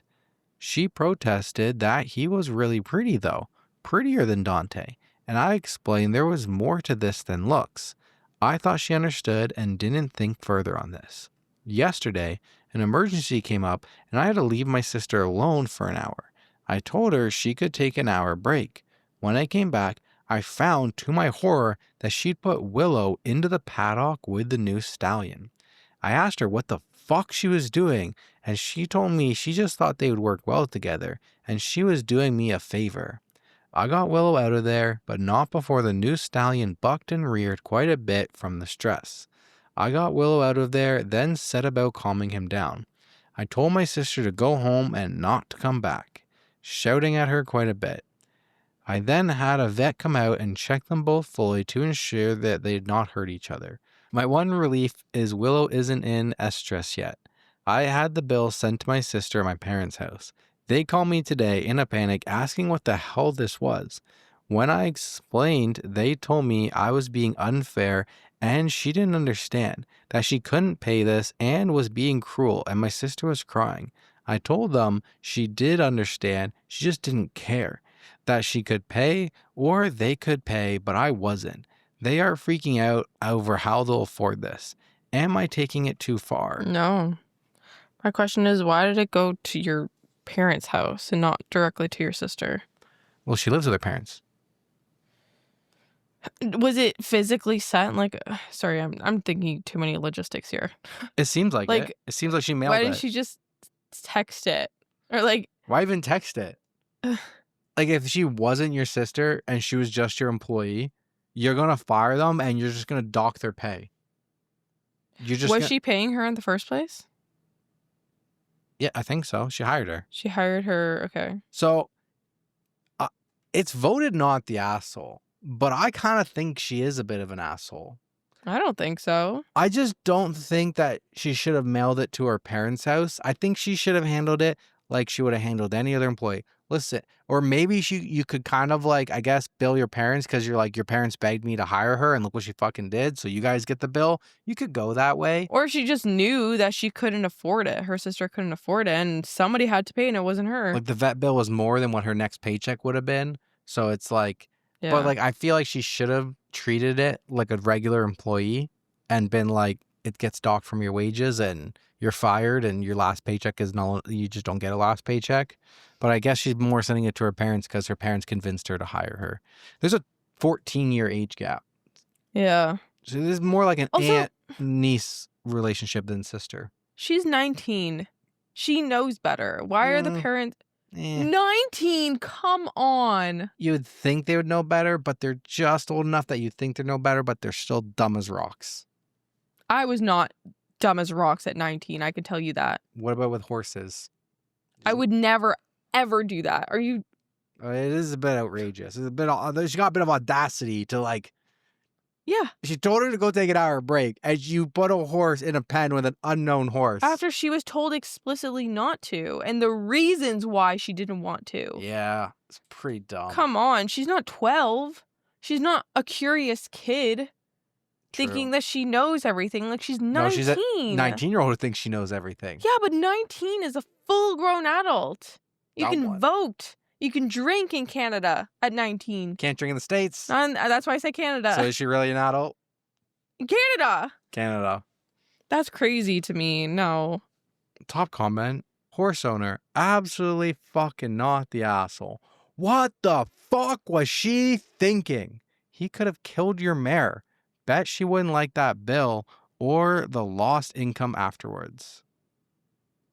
Is that an actual risk? He could have killed her? Yeah. Because he was too big? Well, some like kicks and stuff. Some horses get pretty violent if they don't like you and stuff. Really? Yeah. Kill each other? I don't know. I think it would be.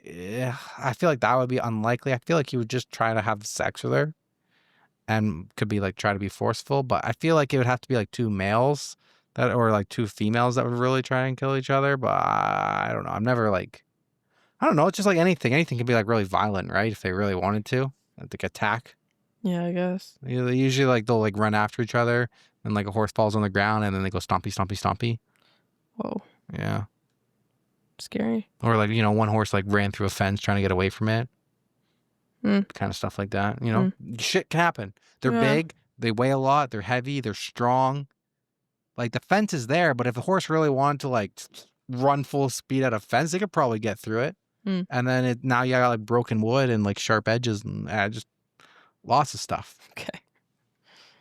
I thought this was entertaining. Good one for you. I wonder what Kat's going to think when she listens to it, my sister, because we grew up on a horse farm. We bred horses that was my whole childhood. Mm-hmm. The username was pissed off not aquarium, equestrian. I have a hard time with that word because even though I grew up on a horse farm. You just learned it. I just learned it. We didn't use that word growing up. Okay, back to you. Am I the asshole? I told my girlfriend not to use my electric face razor on her vag, but she did it anyways. So, long story short, in the past, my girlfriend, me, 27, her 26, admitted to using my razor on her coochie.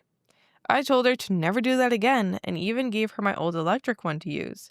Fast forward to recent, and I found out she used it again. Along with that, I've been telling her for months to stop showering without the fan on or a door open a bit, as it'll cause water damage over time. Well, at the time of finding out about the razor, she had made the bathroom walls wet with water again, and I blew up a little. She has a hard time taking any criticism and has a hard time admitting fault, so this went over not too great. Now, a week or so later, I was asking where something of mine was and if she possibly used it. Her response was, "Why do you always assume I'm using your stuff?" I threw back, "Says a person that was asked to not use my razor on her vag, yet she did it anyways." Now, for the first time, she has decided to spend the Saturday night on her own instead of having me come with. I'm not worried we're drifting apart. However, I don't want these things to keep happening without change. For reference, the only thing we really bicker about is chores and who has done what. I really wish this would stop, but we both keep on keeping track. We have also been together for about a year and 2 months. Any ladies or anyone out there have advice on how to get my lady to see my point of view or how to get her to be more reasonable to admitting fault and not being defensive all the time? Thanks. I don't know, man. I don't know, man. I personally believe just some people you can reason with and some people you can't. So I don't know about you, buddy, but I chose someone that I can reason with over here.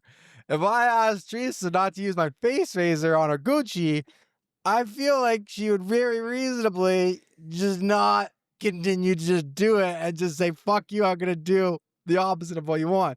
I feel like I give off reasonable, Percy people vibes, where when Teresa asks me to do something, I don't go and continue to do it. I make adjustments. I don't know. I love Teresa. So when she asks me to adjust something, I think about it and I adjust. I don't know. Some people will, some people won't. I literally don't know what advice to give you to get your person to do that. They should already be doing that, or else you find a new person. That's like a Literally, yeah, it's a core relationship philosophy. Characteristic. Yeah. You can't teach someone that. Like, this is something that comes with them when you get them. An electric razor, $20, $30 Canadian on Amazon. You could just order her one. Just order her one. Okay, wait. We can fix this. How does she not see it's repulsive? How is it not repulsive to her? Or how does she not see it's repulsive? Both. I mean, actually, no, not the latter. The first. It's a face razor that he shaves with his face to get the hairs off. His face goes down there anyway. What's the big deal?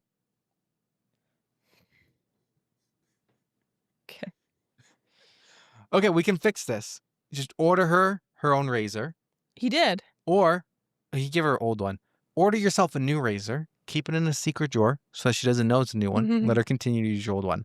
As for the fan in the bathroom, if you're not an electrician, watch YouTube, figure it out. Hire an electrician.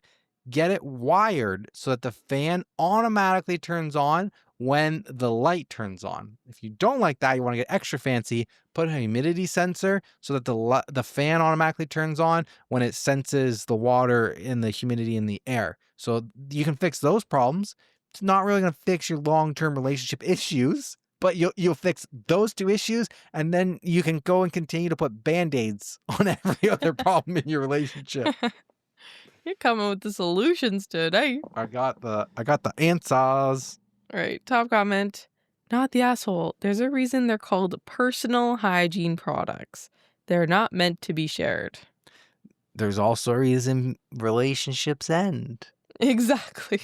You don't have to be with this person forever. It's only 1 year and 2 months. It's really not that long. Not too late to cut ties. It's not like you're 7.5 years in and you have a whole wedding planned. What do you mean by that? T-minus 54 days. What do you mean by that? I don't know. Sometimes it's too late to get out. You won't get out without losing a foot. Now, what do you mean by that? Like, you're like, okay, you're going exploring. You're exploring like a cave. No, hold on. You're like exploring. You're like exploring a cave. You're looking for the ancient Egyptians' tomb. and then you're going through, and then your foot falls through a crack. You think the tomb's down there, and then there's like, it's like weird because if you pull your foot out, you're gonna lose the foot, and it's like, I've already come so far. I want to go see the pharaohs too. I can't stand you. So I cannot so stand you you. just jump down. You go all the way down. You're all the way in. I'm so glad I'm a crack in the fucking Egyptian cave. A big crack. Great, like open. A big crack. Like it doesn't hurt to go through. Step right through. I'm an inconvenience to your life. No, I went searching for you. I'm in your cave. And you got stuck. I'm waiting to get to your heart, which is the pharaoh.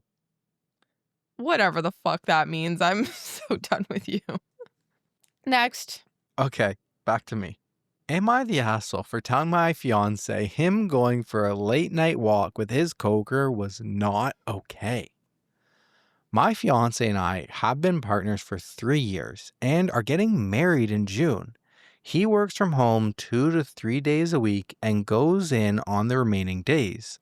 He isn't close with any of his coworkers since I've heard him often complain about how most of his coworkers are much older, except with this girl who I think joined a few months back. I've heard him say her name a few times, mostly harmless stuff, I guess, about how she recommended a show to him or had him try out her lunch, but not gonna lie, sometimes it's still a little annoying how much he values her input because it's a bit out of character. She's also the only coworker that I've heard him talk about random stuff with on his work calls. I'm not saying any of this is wrong, but I just want to be honest about the stuff that's been on my mind because it's possible I might be in the wrong here. He's been gone for a work trip to another branch with some of the other colleagues of his, including her. Last night I texted him if he was done with dinner and was good to talk. He said he was just taking a stroll with her.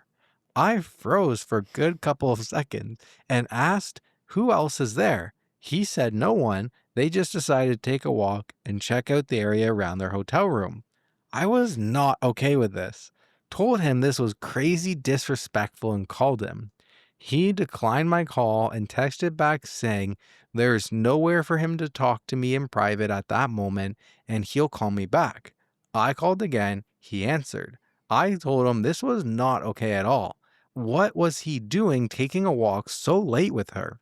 He just responded breezily because I guess she was close and just said, I'll call you back when I get back to the hotel. 15 minutes later, he called me and I kind of went off on him. I said he had no business being out this late alone with a woman as someone who's about to be my husband in less than 3 months.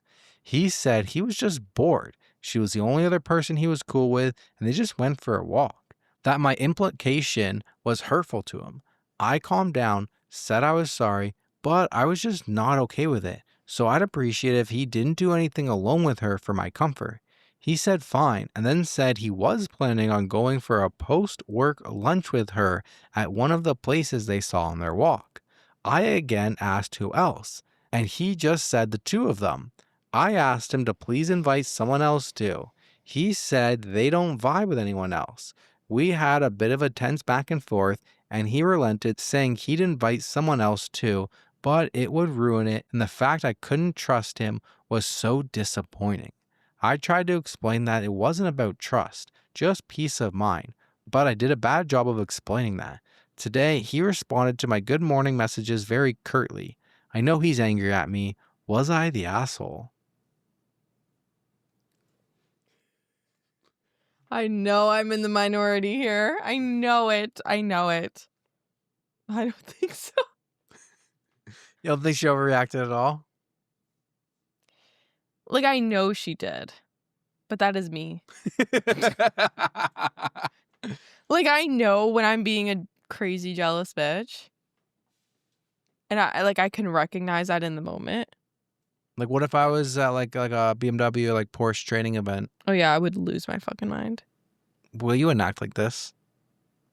I think I would. Well, this kind of happened to me. Remember when I went to London with Lexus? Yeah, I hated every minute of that.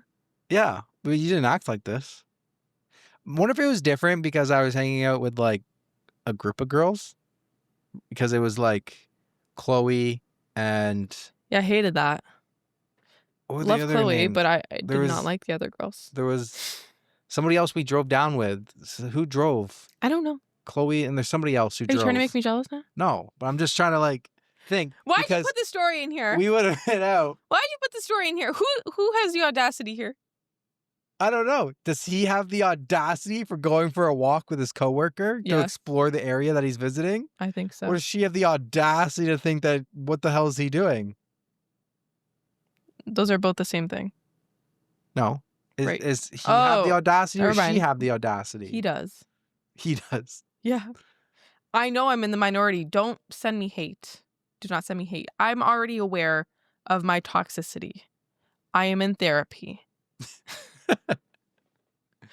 This is my opinion. I feel like when I went to the Lexus training event, it was because it was like Chloe and there was another girl. We were like a trio of friends. So it wasn't like... Yeah, you've already said that. All right. So, but if it was just one person, that would have caused you way more stress if it was just one girl and not like a group of us. Like if it was just one girl was the only girl I was close with. If it was not just a group Chloe. Of us. Not even Chloe, like not Chloe because we were friends with That's Chloe. what I mean. If it was just Chloe, that wouldn't bother me. But if it wasn't Chloe, but it was just one other girl. Yeah, I feel like that would have stressed you out versus being two people because that's more like a group activity. I guess. Like she's saying, who else is there? Yeah. One solo girl. Yeah. I'm kind of like, I'm on the fence here. I'm kind of like, okay, let's harmless. flip the roles. What if it were me? I wouldn't like it, but I would trust you. Okay, how would you handle it? Not like she did. Okay, how would you handle it? I'd make some couple jabs at you when I FaceTime you when you got back to your room. If you called me and I was like, hey, I'm out with this guy walking. That was kind of weird. Because when if I know if you had called me when we were walking, I would have a full normal conversation with you. Okay, he was acting like curtly or no, that was in the message. He like wasn't really answering her. He's like, I'll call you back when I get back to the hotel room. Didn't want to talk. He didn't want to. But maybe he was like he had a jealous girlfriend. Maybe he was just getting screamed at. How would you have handled it though? Hey, like, my fiance, that's amazing, beautiful. I'm gonna love of my life. No, if it were me on the walk with a man. Yeah. And you called me and I said, I'm on a walk with fucking Jack. Yeah, I would be like... What would you have said? The fuck's Jack? Exactly. But she already knew who this was. Let's get into some of the comments. Let's get into some of the comments. Yeah. I already know what they're going to say. Talk comments. He took a show recommendation from her and tried the food she had. The fact that you think that's him valuing her input so much says more about you than him. It's incredibly normal to walk around the area after dinner when you're at a work conference, and guess what? Sometimes that means that you're with someone that is the opposite sex. It's not a big deal. You're the asshole. I disagree. OP replies and says, I said it's out of character because it takes me ages to convince him to watch a show with me that I'm invested in. And I understand I may have overreacted to that me being uncomfortable about it may be a me problem, and that's what I want to know. I would also say if I'd be walking by myself. If this was me in his situation, I would have just went for the walk myself, by myself, solo. That's right. Solo. That's right. You got no room for no bullshit. I raised you right. Next comment. Has he ever done anything suspicious? I don't think taking her recommendations or walking together at a work conference is enough to accuse him of cheating. OP replies and says, I didn't mean to accuse him of cheating. I guess that's what I couldn't explain properly. I just had a bad feeling in my gut about the whole thing and decided to voice it. I guess I should have considered a bit more before doing that, since it seems the comments do think I overreacted. Okay, my thing is, though, she's not accusing him of cheating. Like, yes, like she said, it wouldn't be like an accusation. It would be more of just like a hesitation because people get close with their coworkers. You can easily gain feelings. Well, absolutely. When you go to school, who do you become friends with? The people who you're around. That's how you get friends. Why are you friends with them? Because you went to the same place every single day. Yeah. So when you're out of school and now you're at work, why do workplace affairs happen? Because you spend more time, 8 hours a day at work, than you do with your partner who's waiting for you at home, who's also working. That's why workplaces affairs are so common, because that's who you spend the most amount of time with. Exactly. So how do you have a super strong relationship? You work from home. Both of you. Life hack. Both people work from home. If you'd like to see, I'm thinking we'll do a little video of like what our apartment looks like in the future. Why would we do that? We'll talk about that later in the life updates. So, let's get to the update on the story. I had posted earlier in the day about me getting angry with my fiancé for his one-on-one plans with his coworker. The replies made me realize I was in the wrong. So I called him and apologized for overreacting last night. He told me it was all good. I asked if he'd already asked another coworker to join them for lunch. He hadn't yet, so I told him I was okay with them making plans after work, and he thanked me for it. Full disclosure, my ex was a control freak when it came to me, wanting me to put the phone on speaker whenever I'd be talking to my friends or family, wanting updates every half hour, and I hated him so much at the end of it. I promised myself I'd never be a controlling partner like that, but it's possible I picked up some wrong norms from that period. My fiance's coworker also put up some photos on Insta of their lunch together and their trip to a lake after. I realized they're just coworkers who have similar interests. When I posted initially, it was just that in my mind, he'd acted out of character when it came to her, acting on show recommendations when he normally doesn't, replying to her texts fairly quickly when he normally takes a while, and I just thought that wasn't okay. But I also fully understand that my idea of right and wrong is a bit skewed due to my past, and I'm glad I was made to realize it before I went further down the road and became the kind of partner my ex was to me. Thanks. See, I don't know. Those are still all red flags to me. Red flags like the fiance's coworker put some photos up on Insta of their lunch, and then they went on a trip to the lake afterwards. Yeah, there's that. And then the fact that show recommendations, the texting thing. And he texts the coworker back faster than her. But Like, takes no, a my while to alarm text bells her are back. going off. I don't like this. So the comments on this post: just because you may have overreacted to a walk doesn't mean the situation is kosher. It just means you need to have a calm conversation with your fiance about what makes you comfortable and why. If he knew you were uncomfortable with lunch and grudgingly said it was fine, why would he push it by also going to the lake after? I'm married, and that would bother me if my husband did that after I expressed I was uncomfortable with the relationship. Okay, hallelujah. We got some normal people in this conversation now. Next comment. I personally believe that he is playing you when it comes to her. She's posting pictures of them on their lunch together and going to the lake. No wonder he didn't want anyone having lunch with them. Why would she post pictures of them together at lunch and at a lake if they're just coworkers? She, in my opinion, just threw it in your face. What were her comments when she posted them? Good luck to you. If anyone left me a hate comment before this point, you better go delete it now. Next comment. Your gut told you it was weird because it's weird. Next time they have it after work /happy hour, ask him to invite you. You should do a real life vibe check. I feel so gaslit right now. I literally, that was an emotional roller coaster. I swear to God, if I see one hate comment about me being a jealous bitch. Oh my God, I cherry picked this one for you. I do. The emotional roller coaster that we were going to go through. I knew it in my gut. I knew it in my gut. I know. I knew you knew it. I knew you would not be down for it. And then I knew you should be like the comments, like, what the fuck is this? And then I knew with the update, you'd be like, girl, there's signs. Why are you ignoring the signs? And then the comments would validate you at the end. Yeah. Thank you for the validation. What a roller coaster. Oh, that was funny. All right. We got through quite a bit of stories. That's 7 for me, I think, or 6. I think I got through 6. All right, let's get back to some Q&A. Okay, wait. Before I forget. Yeah. If you would love to join our Patreon, we would love that.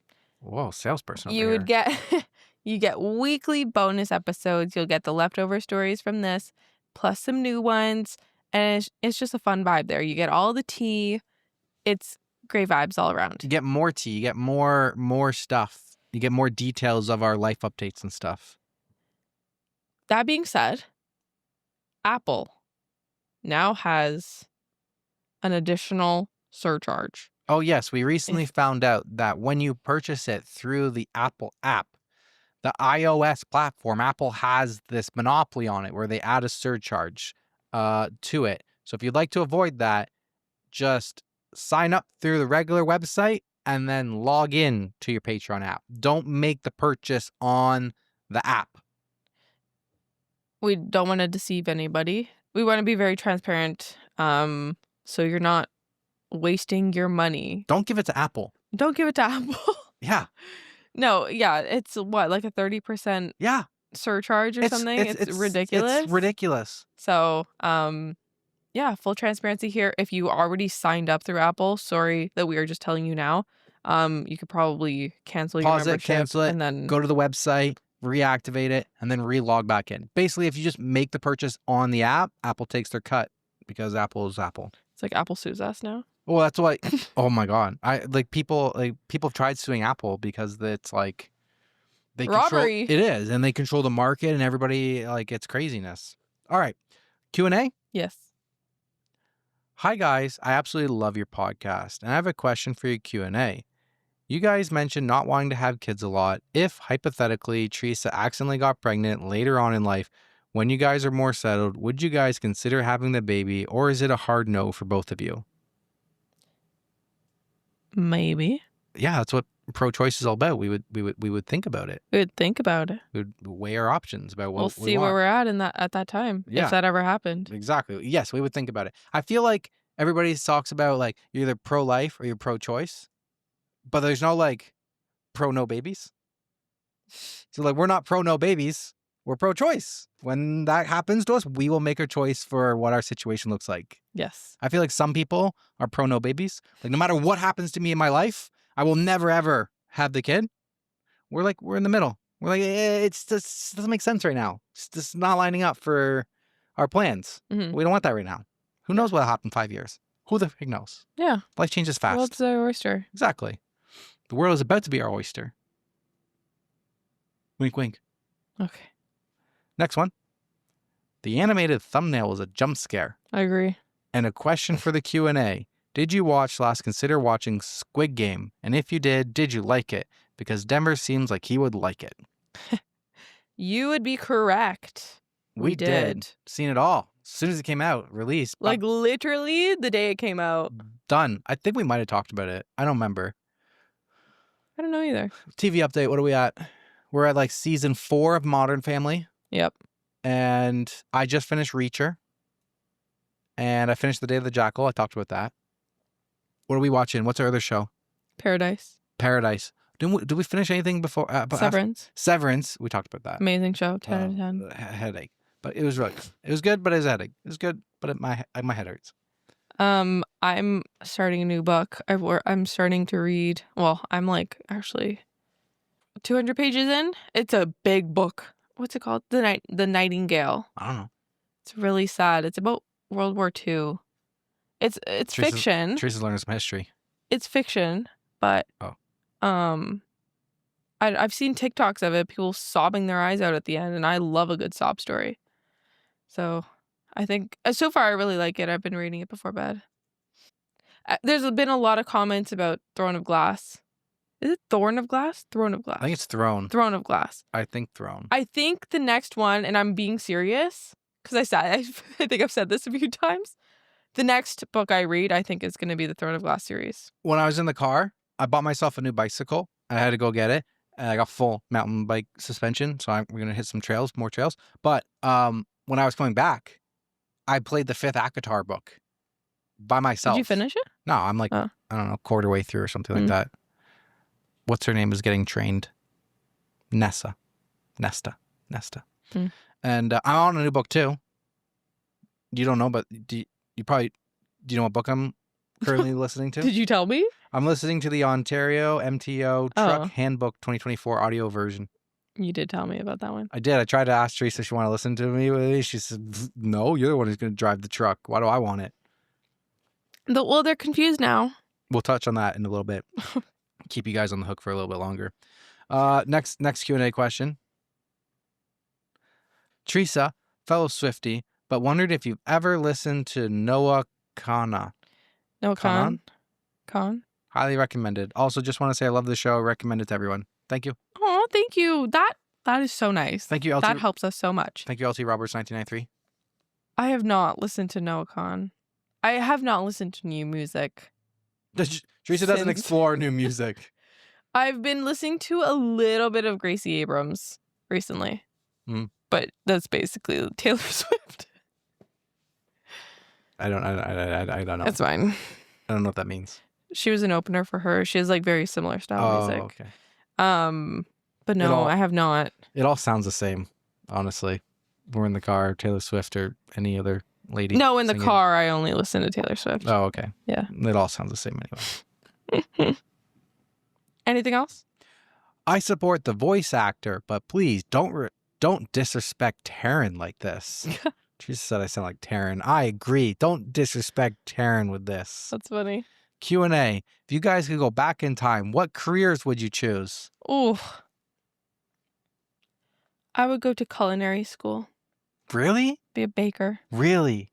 You don't want to cook all the time? No, I want to bake. Oh, it's so much work. I love baking. Yeah? But I would like, you know what? I don't know.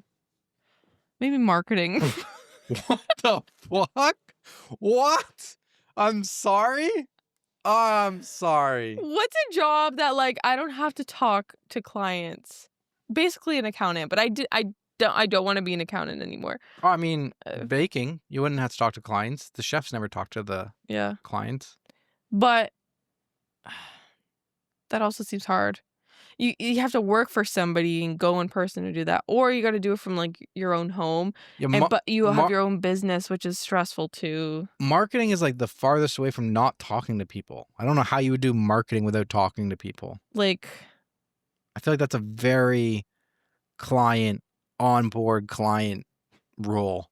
Marketing. I guess I'm thinking like marketing, like I don't know what you're thinking. Email marketing. Like you send emails to people. I obviously don't know what marketing is. Now we're getting into some like pyramid scheme with sending emails. What about you? Teresa would go back to school to do nothing. Yeah. Would be a dropout. Stay-at-home wife. That's Teresa's goal. Dream job. Leave the kids, leave the work out of it. Hire a cleaner and like somebody to do the housework. Just stay at home person.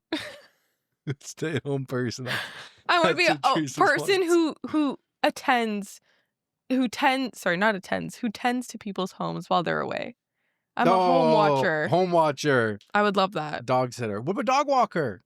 No, that That's would too much stress me stress. out. All the multiple dogs and stuff. I would get scared. Take on one client for a very high rate.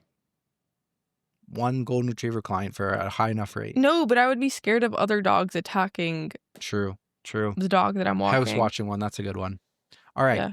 Me. I already know this. What is it? Tell me. Tell them what my dream job is. You want to be the bitch boy at Supercross? That's not true. Not the dream job. You want to drive the big machines. I want to be in the bulldozer building dirt bike tracks. I want to bulldoze, build dirt bike tracks, groom dirt bike tracks, make the Supercross tracks. That's my dream job. If I had to redo it again when I was in high school, I wished I got paid. I wished I got better grades and I worked harder and I became an engineer. But then we wouldn't be together. Nope. So I don't regret nothing. We wouldn't have met each other. So therefore, I regret nothing. Me either. I love being an accountant. Me too. Because it brought me to you. I love you being an accountant too. Nice stable income. The breadwinner over here. All right. On to the life updates. What do you got for them? The time has come. It's time to tell you. Drum roll, please. Oh, we scared Luna. Sorry, Luna. We're moving into the RV. We bought the RV. That was kind of lackluster. Okay. We're moving into the RV. Yeah. It's happening. We don't know where we're going. We do. At least in Ontario. Tobermory. We're gonna start. We're gonna start exploring in the RV. We bought the RV. We're going truck shopping on Saturday. We're about to order up the truck. We're about to order up the Starlink, and we're about to explore. Yep. you guys know that we are no longer building the house, right? Yes. So, but we had purchased the RV. Well, we put a deposit down on the RV Back in February. a while ago. And if you guys had been on our Patreon, or if you are, we had a video on the Patreon in one of those episodes of like the walk around tour of what that RV was. It's such a nice RV, so much that we did not want to give it up. Mm-hmm. And so it's kind of pushing us to get going on our dreams. And I feel like we've been talking about it for a long time. We have been. Well, someone just commented that you guys have been talking about the RV life forever. And we're making it happen. Yep. Finally. So whether that's just in Ontario or whether it's around Canada, it's up to my work. It's TBD on that one. But I have to ask for permission. We're getting on the road for the summertime, and we'll figure everything else out as it comes. Or at least we're making that step, and we'll make some adjustments when we need to, and we'll keep you guys updated along the way. Hopefully we're not lying to you guys again. Where should we go? Comment down below. Give us Would suggestions love some of Ontario recommendations. If we're restricted to Ontario, just give us all your recommendations, okay. Because I have a notes section, and anytime I see something on Instagram for like the last 3 years or anything, I have like a 300 plus destination notes list, and I can't wait to like plug it into ChatGPT and be like, ChatGPT, organize this by state.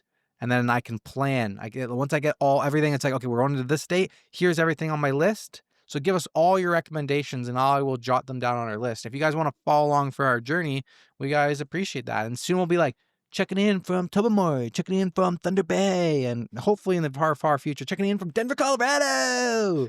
And yeah, Banff. BC, Vancouver, hopefully Seattle. We get there. So if you guys want to help support the journey, all you got to do, simple, smash the like button on the YouTube video. It's early access for YouTube members, early access on Patreon, bonus episodes on Patreon, or you just drop a 5-star rating on Spotify, and we appreciate all the support that you guys Apple Podcast. Yeah. Wherever you're listening, and share with a friend. That also helps us very much. Boom. If everybody share with a friend, we'd double overnight. Easy math. Yep. Thank you guys so much. Anything else? I don't know. Do we have anything else? We've been chatting a long time. No, we're good then. I think we're good. Yeah. All right. Thanks, everyone. Bonne notte. Bye. Sole custody over the over the Why did I hesitate? What's wrong? I like stuttered. I like actually stuttered. Oh. Including co-instructioners. I did this. Instructors. Just instructors. Including other instructors. Co-instructors. Including co-instructors. Isn't that what I said the first time? You said instructioners. Oh, my bad.